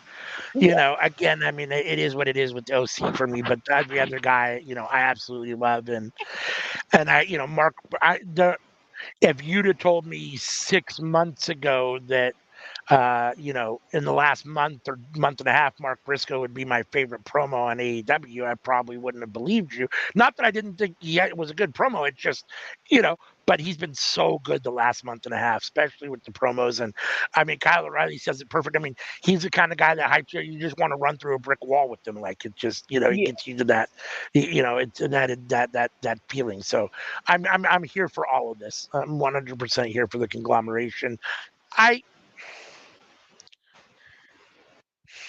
The BCC is so odd to me because they're huge fan favorites, but I guess they're heels. I mean, yeah, they're heels, but I don't. It's so weird. Like, Danielson is not a heel, I guess. I don't know. Moxley is I don't know. I don't know what Moxley's doing So at the moment. we're going Moxley to have seems to separate himself a little bit even from BCC, so I don't know what that means. Yeah. And Yuta and Claudio don't strike. I mean, Claudio more than Yuta, but neither of them really strike me as heels either. I mean, I don't know. The whole thing is weird, but we'll talk about it more during the main event, but they're definitely on somewhat different paths, and I think that is on purpose. And I am here for the come to Jesus moment when they finally was like, all right, family meeting. What's happening right now? What are we doing? But like I said, we'll talk about it more during the main event. So Mariah May is our next match, and she is her first title defense and women championship match. Who are you gonna face? Nyla Rose. I'm like, are y'all ribbing us at this point? Are y'all like seriously? Are y'all right? all these ladies and chicks that you have in your division, and why you keep choosing Nyla Rose to be the first person to get beat? I'm like, it's so strange and stupid. But either way, the match was great. I guess it was some kind of reverse psychology. Mariah May was hitting Nyla Rose across the face, and it's like, ma'am, do you realize who you hitting? And I guess you think you faster, but if she catches you, you gonna die. And it almost happened. It almost has happened, but Mariah May is great in the ring, and all in all, she got her first dub as the AEW Women's World Heavyweight Championship. What do you think of this match? I mean, it's disappointing that Nyla Rose ends up in this kind of position as the first challenger for most of these women when they win their title. Doesn't make any sense. It's really unfortunate because, I mean, she has good matches, and the matches that she has in the moments, it's like, oh, that was a close 2 count, but you always kind of, I mean, because it's her first defense. Mariah May is not going to lose to Nyla Rose right here. So there's too much predictability, and it's not fair to Nyla. And she deserves better. She deserves to be in spots where you actually believe that she can win, right? I mean, it's Nyla Rose, so there's always that. She's always got that puncher's chance, right? And I think that's why they use her a lot, but because she is a formidable opponent, but she shouldn't just be taking losses to everybody in their first title defense. I mean, that's a bad look for her, and it's a bad look for the company because she's too good for that. She deserves better than that. So that being said, Mariah May got the win and looked okay. I mean, I didn't think this was the best Mariah May match I've seen, even in AEW. And that wasn't necessarily a fault of either of them. I just think it is what it was. I mean, but, Nyla got the win, Mariah got the win. And, I guess, she used the Storm Zero. So I guess that feud is still going because she's still playing mind games with Toni Storm, which I guess makes sense. Toni Storm's gonna, want another shot again at Mariah May, I'm sure, sooner than later. So it is what it is. Why not? Okay. Yeah. Yeah. I mean, I feel bad for Nyla Rose, but why not? Right. Like, even like just put her on Collision, just let her win. Like if nothing, can you please just let her win before she has these matches? Like, at least do that for her. But I mean, at this point, at this point, like, we know Nyla Rose is a main event talent, but you don't book her like that. So the fact that she just gets all these title matches without getting wins on a regular basis is odd too. She should be beating other people on Rampage and Collision so that it makes sense when she gets the title match against Mariah May. You know what I mean? Like, otherwise, I mean, I get it. You gotta have a warm body. You gotta have somebody, but it doesn't make sense why it has to be Nyla Rose. So I mean, exactly. But it is what it is. Like, case in point, we're just going to keep the estrogen energy going. We have a video package from Deonna Purrazzo sipping her wine on her big, elegant, basically in the family video package. It looks like she's a mafia queen boss, which I do love. I love the sex of everything. And she was like, after the bull roll match between Thunder Rosa, I thought that was going to be basically my start point, and it wasn't. But this is not the end. And when I face Sheeta on Collision, I'm going to start my new works of art. And I'm like, I love all again, like I said, case in point, you have Thunder Rosa, you have Deanna Peraza, you have freaking Serena Deeb. Any of these people could have faced Mariah May, but I guess we're just going to use Deanna to hype up Sheeta before her match. Any thoughts on this video package? Yeah, I mean, I love Deanna Peraza, and I'm happy to see her back on my TV. It feels like she's been gone for a little bit, and maybe that's just me, but Heavily on I know Collision. she's yeah. So, which I honestly, don't watch all that often, so I guess that's why. But she's one of the better. I mean, she might be the best technical wrestler on the planet when she's going good, and she's definitely in the debate for one of the better female wrestlers on the planet when she's going good. And so, I mean, anything she does, I love. I'm a huge Deanna Peraza fan, and I'm all here for her getting back into the main event picture. Hello? No, because like I can't. So on YouTube I can hear you, but on here you're going slow. Oh. So I'm not sure. So I think you're back. Say a full sentence. Okay. Am I back now? How's that? Oh yeah. So it sounds perfect. I'm not sure what was going on, but I heard what you said. Where basically you don't watch Collision. So on my phone, you don't watch Collision. Yeah. So of course, which is the thing, is like this is why a brand split is good and bad, because if you don't watch the show, you're not hyping up these women properly. So Right. Yeah. I mean, what it is. and Collision and Rampage are both, for all intents and purposes, B shows compared to Dynamite, right? So, if we can get Deanna Peraza back on Dynamite, we need her on Dynamite. We need her in the main event pictures against the Mercedes Monets, against the Mariah Mays, the Tony Storms, those guys. I mean, when she's going, she is one of the best women's wrestlers on the planet, and I don't think there's any debate about that. So, I mean, I'm here for her all the time. So. Agreed. All right, and so again, still going with the estrogen, we have a Mercedes Moné promo, and again, like they're trying to erase the Britt Baker match, because like that was fine, but her versus Momo on Capital Punishment, that's the one you should see from last 2 weeks.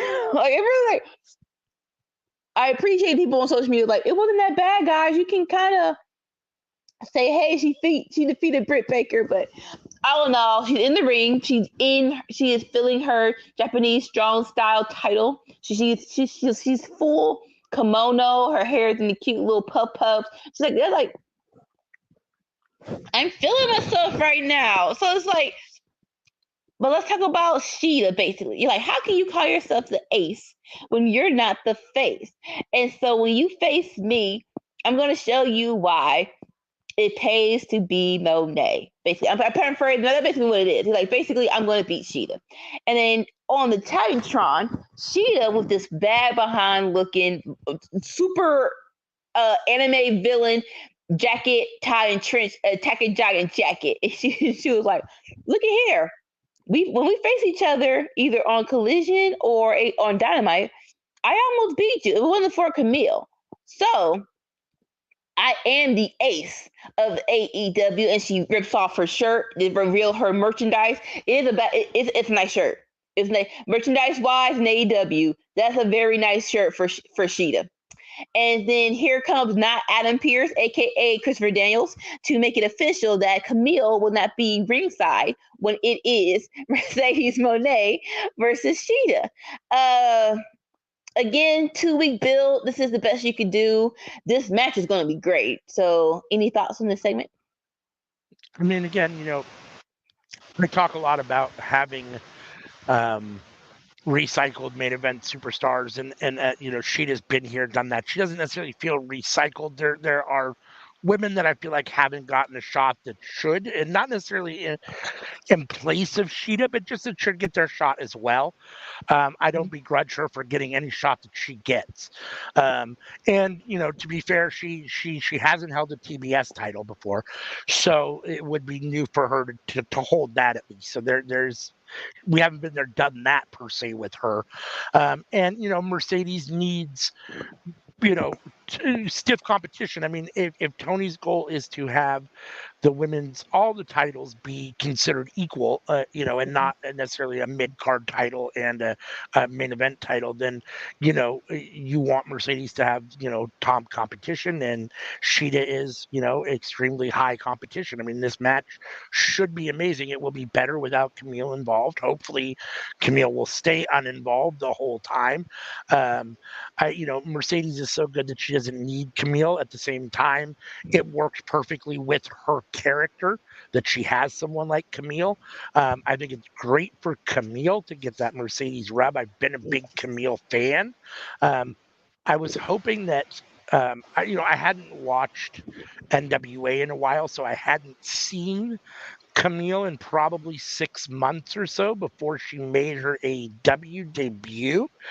And I was kind of hoping that she might be a little bit less stiff with her in-ring movements, which I haven't seen yet. She still needs to develop a little bit more between the ropes, I think.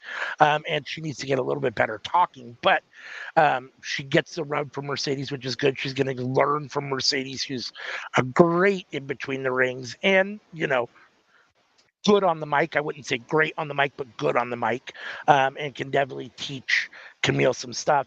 Like I said, Sheeta and Mercedes should be amazing. These two are superstars, and they belong at the main event level. They belong hovering around a belt at the same time. And I like Mercedes and Sheeta.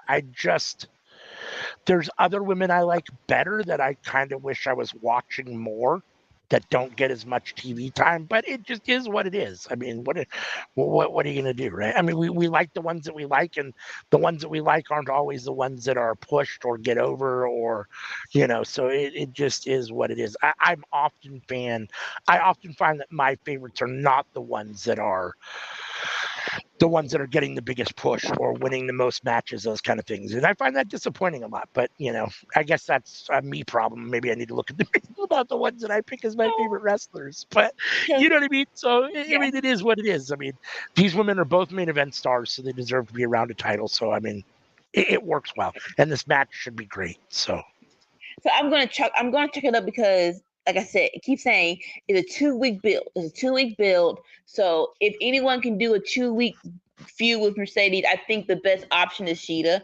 And if and when we ever get to Thunder Rosa versus Mercedes, I don't want it to be 2 weeks. So that's why I'm going to chalk it up to, okay, 2 weeks, give it to Sheeta. That makes the most sense. Yeah. All right. And here's our main event match. We have OC, Kyle Fletcher. Nope.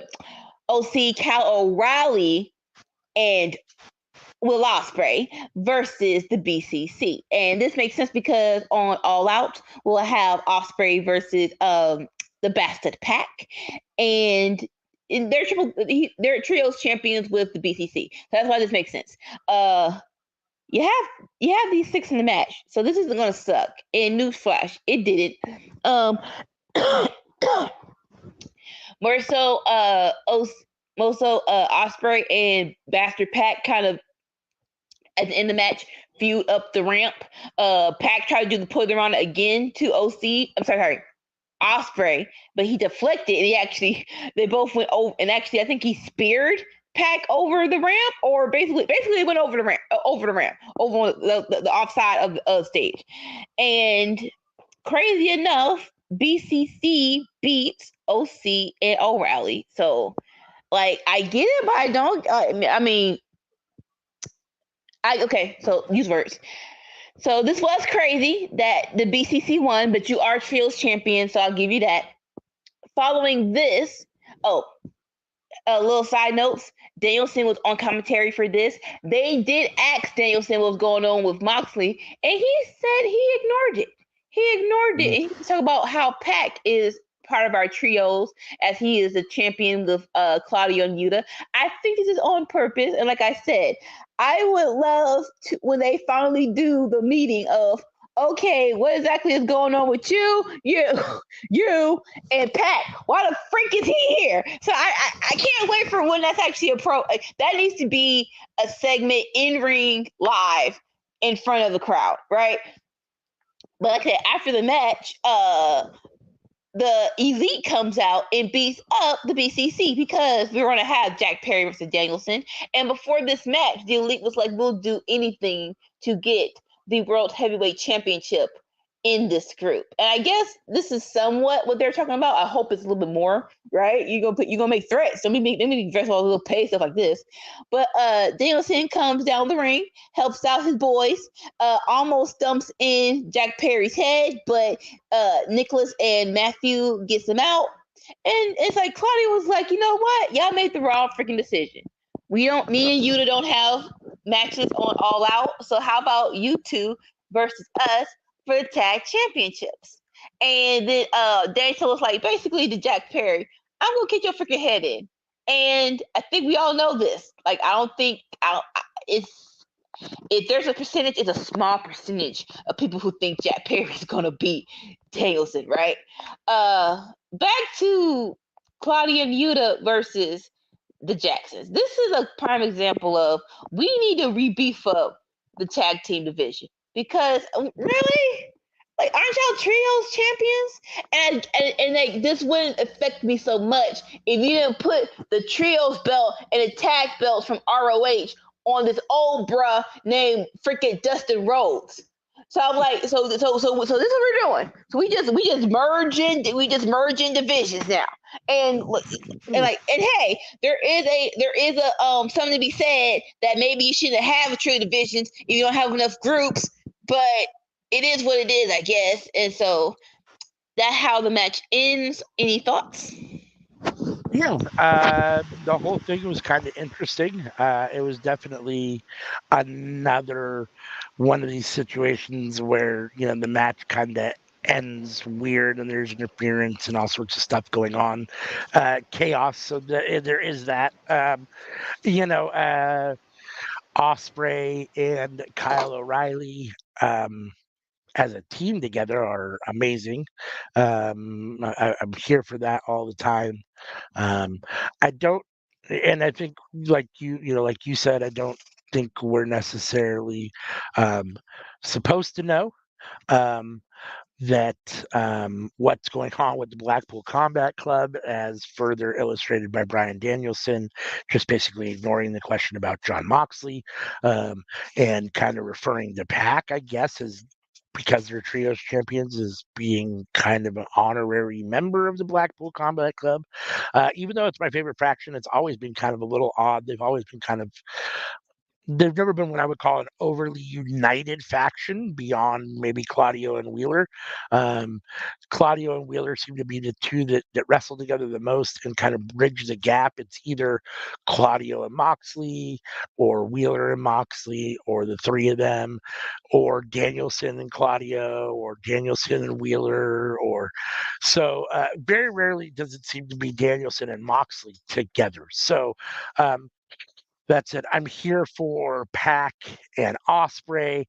That should be amazing. Um, both of those guys, wrestle in basically start matches in second and third gear, and don't slow down. So that match should be insane as far as pace goes.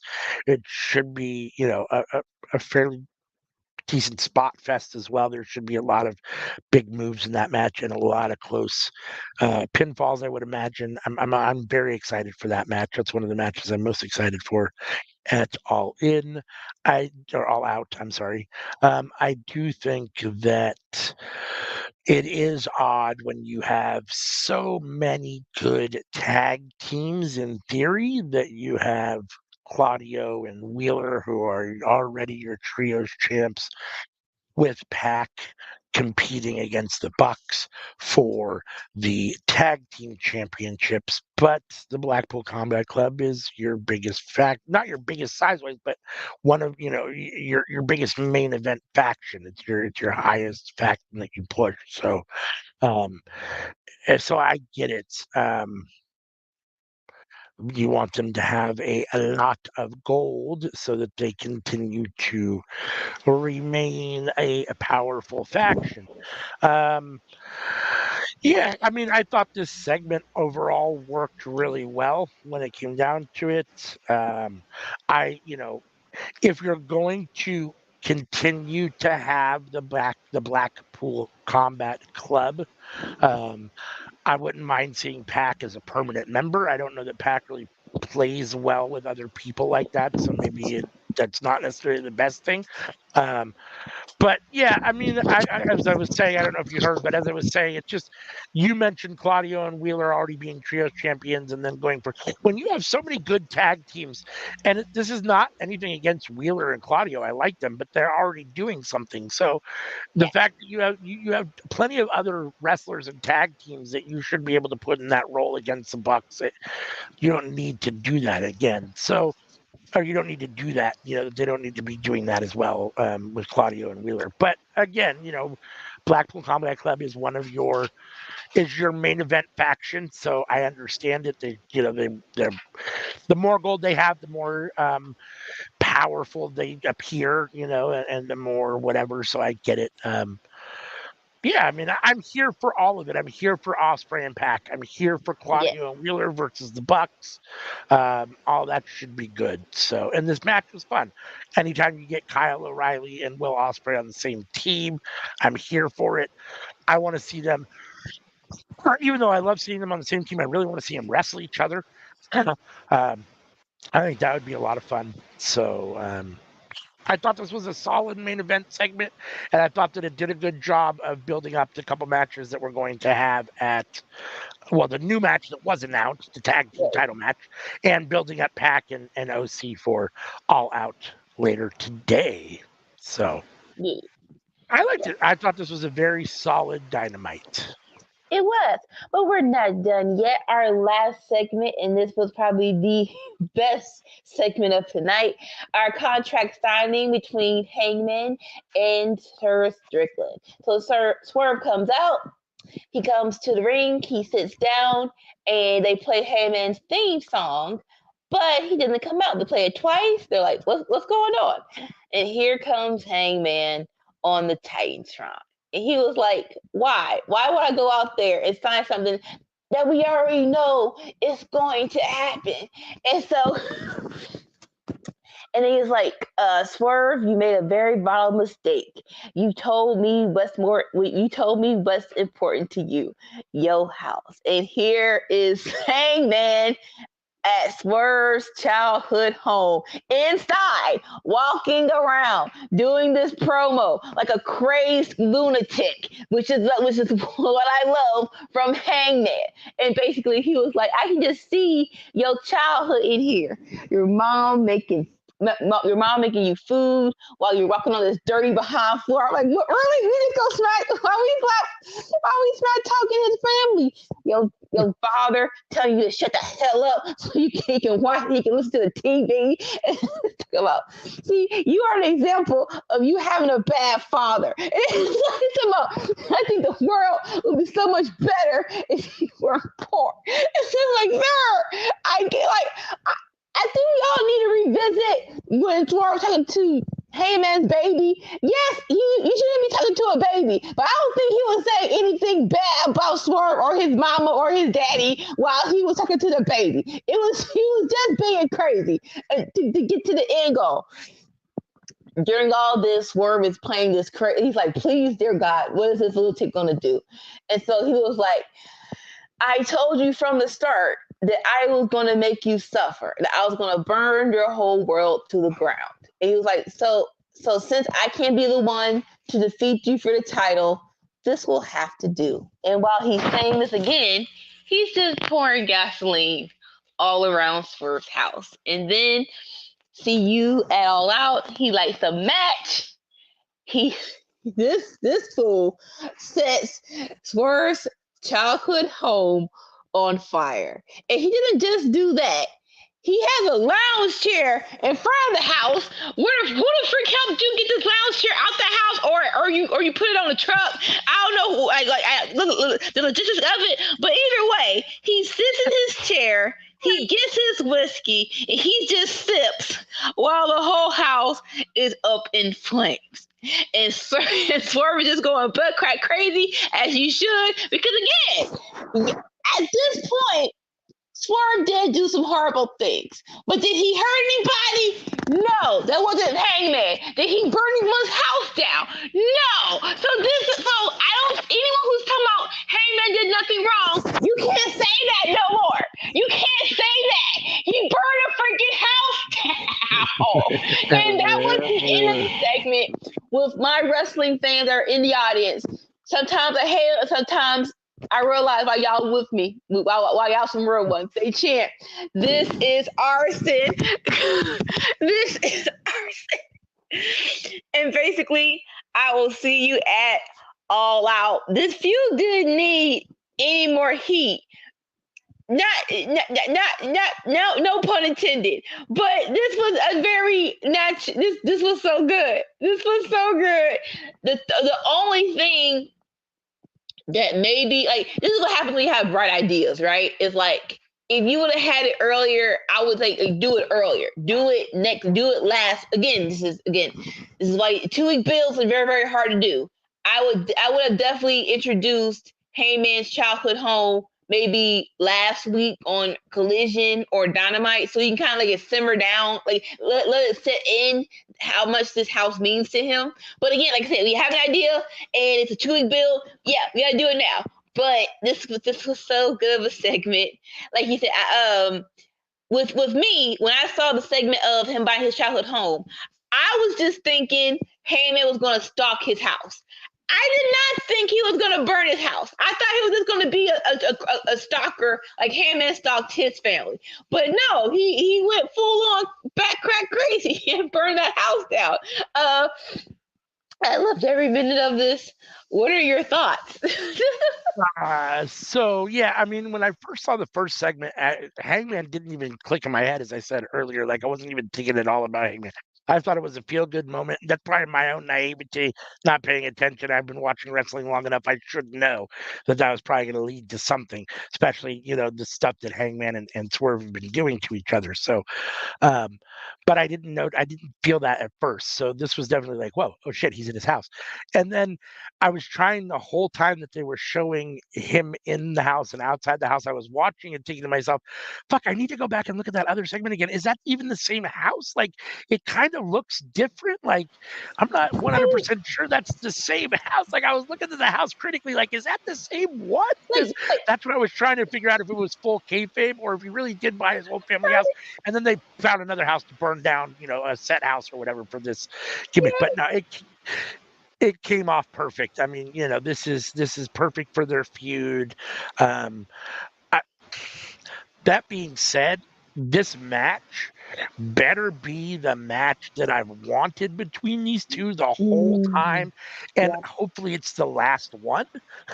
It's not because the feud isn't good, it's been going for so long that it feels like it's ready to end and move on. But this needs to be the 30, 45, 60-minute match that ends it all, that actually puts a big stamp on this, that gives us the full Swerve Hangman all out grudge match that I really, really want, that I feel like we haven't seen. So and then that should be the end of it. But yeah, no, I mean, this segment came off great. Hangman was perfect in this segment, and he said the best thing. He opened this segment with the greatest line ever, and I freaking hate contract signings. So he said, why would I come down there when we already know the match is gonna fucking happen? Why do we even ever do these when we we already know the fucking match is gonna happen. It was perfect. I was like, thank you, Hangman. You summed up my thoughts perfectly. Like, so no, I mean, I thought that was great because I don't like contract signings, especially in the main event segment. So, but this worked out well because it wasn't that, and the way that it came off and his attitude when he burned the house down, it was really good. And Swerve in the ring, he may have been a little over dramatic, but at the same time, it's his childhood house in theory that's burning down. So I mean, I just spent money on. yeah. So I mean, I think that if you could have made this match any hotter, I think they did. I mean, so yeah. I mean, I'm here for it. I thought it was good. Okay. I don't get into logistics. I'm like, all right, did y'all go to Washington to buy the house, or was it filmed in Jacksonville? I know Jacksonville houses are way cheaper than up north. So I'm like, did y'all really pay to burn a house down? Like, you know, like all Right? these logistics. Like, that's a lot of money for a segment. It was worth it, but it's a lot for the house It is. down. Yeah, I'd be very interested to know exactly what is kayfabe and what isn't, and how much that segment cost them, and all those things. How they did that. I mean, because I mean, you could do that all with like CGI and the green screen and all that stuff, but it didn't look that way to me. I mean, it looked like that was a real house burning, or at least real wood burning. So, I mean, it could have been a set house that they just built for that situation, you know. But I don't know. But yeah, no, the whole thing came off good though. I mean, the fact that now we've had Swerve in Hangman's house and vice versa, I think it plays well. I mean, but this should be the end of it. Yeah, definitely until someone recovers the title. If I had to put a flip of a coin, I would put the title back on Heyman before I put it on Swerve. That's just me, right? Yeah. And so that was the end of Dynamite. I'm pretty sure I know what you're going to say, but I know I'm giving this an A plus plus. Like again, like, I don't think we should do this again though. A 2-week build, y'all pulled it off, but it is extremely hard and extremely stressful. So maybe next year, do 3 weeks from all in to all out, right? Like 3 weeks is enough time. But very good go home show. What grade do you give it? Totally sure why before I give it a grade, I'm not totally sure I understand why Tony is so like adamant to this like all in and all out have to be so close. Yeah. But you were very unhappy last year when it was only a week. So 2 weeks is a little bit better, and you seem a little bit less frustrated with that. So that's something. You know, I don't know why we can't just let him breathe and just give it the normal 4 to 6 week treatment like we do with every other pay-per-view. It's weird to me. Because it's all in and all out, he feels like they go together, and in his mind for some reason they bunch together. So it is what it is, but 2 weeks is definitely better. This was a very good go home show. I don't know if I give it A plus plus, but I think it was right there at the A or A plus level. I mean, it was definitely the best, head and shoulders the best show of this week. A Raw and Dynamite, a Raw and NXT, although decent, were, you know, it was down for Raw, and you know, Dynamite or NXT is what it is. I mean, it was right on par basically, but Dynamite, it was definitely head and shoulders above both shows this week. So it was definitely in the A category, and it might reach A plus. I mean, that several segments were really, really good. There wasn't anything that I thought that was bad about the show. I mean, there's obviously little things to nitpick here and there. Nyla Rose, you know, taking the loss to Mariah May, but even that was a decent match. I mean, so far less to criticize on this episode of Dynamite than there was on either Raw or NXT this week for sure. And I feel like Dynamite, you know, even though you know, Dynamite for me, especially since we've been doing Winter Circle, has been kicking both shows' asses. And in theory, Raw should be better than NXT, and Dynamite and Raw should be beating NXT. I mean, NXT is a developmental show that's, you know, in the scheme of things, even when you talk about Rampage and Collision, I think NXT falls below those. So if it was, you know, it's probably SmackDown, Raw, and Dynamite at the top, and then you've got Collision and Rampage, and then NXT. I mean, I mean, that's kind of the way I see it. Maybe NXT's more equal with Rampage, or maybe you see it more equal with Collision. I don't know, but for me, it's probably the weakest of all their shows between the two. So, you know, to compare it every single week with Raw and Dynamite's probably a little unfair.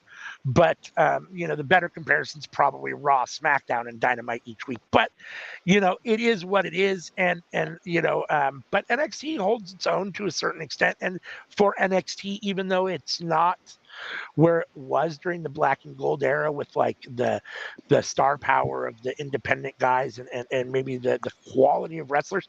I feel like NXT is doing really good at the moment, and it feels like it's been on an upward trajectory for me and my enjoyment of the show for the past 3 months or so, 3 or 4 months. I think it's been very solid, despite having what I would consider overall a lot of overall superstar talent. So which is an indication of good booking and Sean running the show well. So and Triple H, whatever he's doing in contributing to that. So I like that, but definitely Dynamite this week took the show or was the best show of the week, and has been, and has been for me for a while over anything AEW or anything WWE does in general. I mean, I like both. I mean, even though I'm not as big a fan of WWE anymore as I used to be, just because of all the stuff that, unfortunately, WWE has a lot of baggage that comes along with it, just because it's been around for so long and Vince was in charge for so long and so much.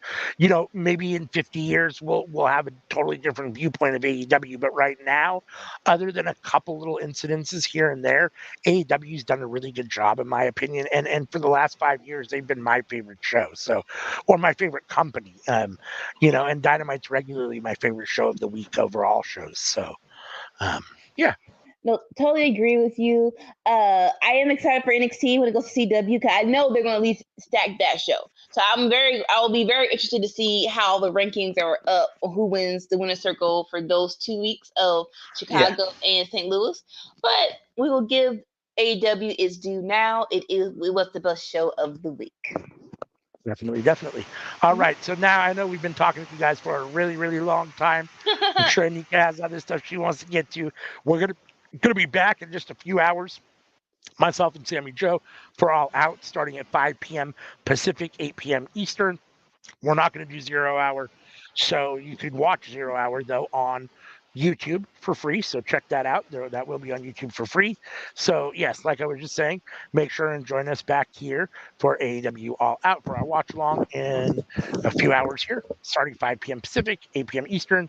As a general rule, just a little bit of cleanup. We are here every Tuesday for the cookout, where we're live 7:30 p.m. Pacific, 10:30 Eastern, where it's usually all four of us when we're all here. And CM should be back the middle of this month, middle towards the end of this month. So where we talk about all that's cooking up in the world of professional wrestling, play games, and all sorts of other stuff. So tune in for that.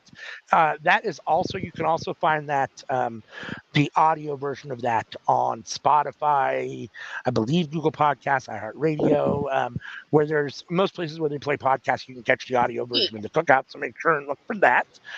We also have Friday Night Fights every Friday night, where it's usually Anika and Sammy Joe watching SmackDown and Rampage and or what is ever on. TNA likes to put their pay-per-views on Friday night.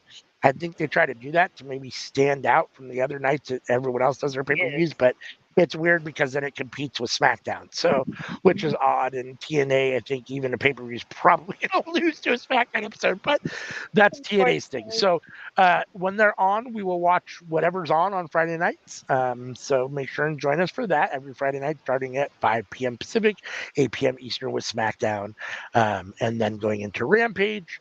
And then on Saturdays, you're here with us now for the Winter Circle, where it's usually myself, Anika, and Sammy Joe talking about Raw, NXT, and Dynamite. This week and last week, it's just been me and Anika. Sammy Joe had to move and had to get his internet set up. But he is back, and he will be joining me tonight for the All Out watch long. He was on Friday Night Fights last night, so if you tuned in, you got to see him there. And then on Sundays, coming back, I hopefully tomorrow there should be an episode of Enter the Squared Circle, where it's myself and Sammy Joe playing WWE 2K24. We're in the middle of the tap or snap submission only tournament to name a number one contender for the Enter the Square Circle World Championship, which is currently held by Sting. So I believe there should be an episode tomorrow. It has been several weeks, so apologize for the fact that that's been off. Life be lifing, as we like to say here, and the card, as with wrestling, is always subject to change.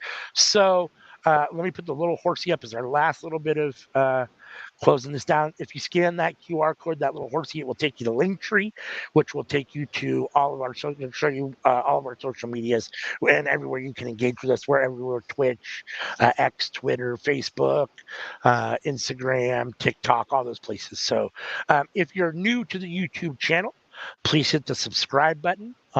Hit the bell to be notified. That's the best way to make sure that you get that you can tune in for everything we do, because you'll get a notification every time we're about to go live or premiere a pre-recorded show. So make sure and hit that bell, hit the like on this video. It helps a lot. I think we're at like 194 195 subscribers, so maybe we'll be able to hit 200 in the next couple weeks to a month here. That'd be amazing. We appreciate each and every one of you so much. Hassan, what's up, Hassan? Thank you. Hopefully you'll tune in later as we do our watch along for All Out. Hopefully we'll see all of you later for our watch along for All Out. In the meantime, unless you got anything else to say, we will get up out of here. Peace.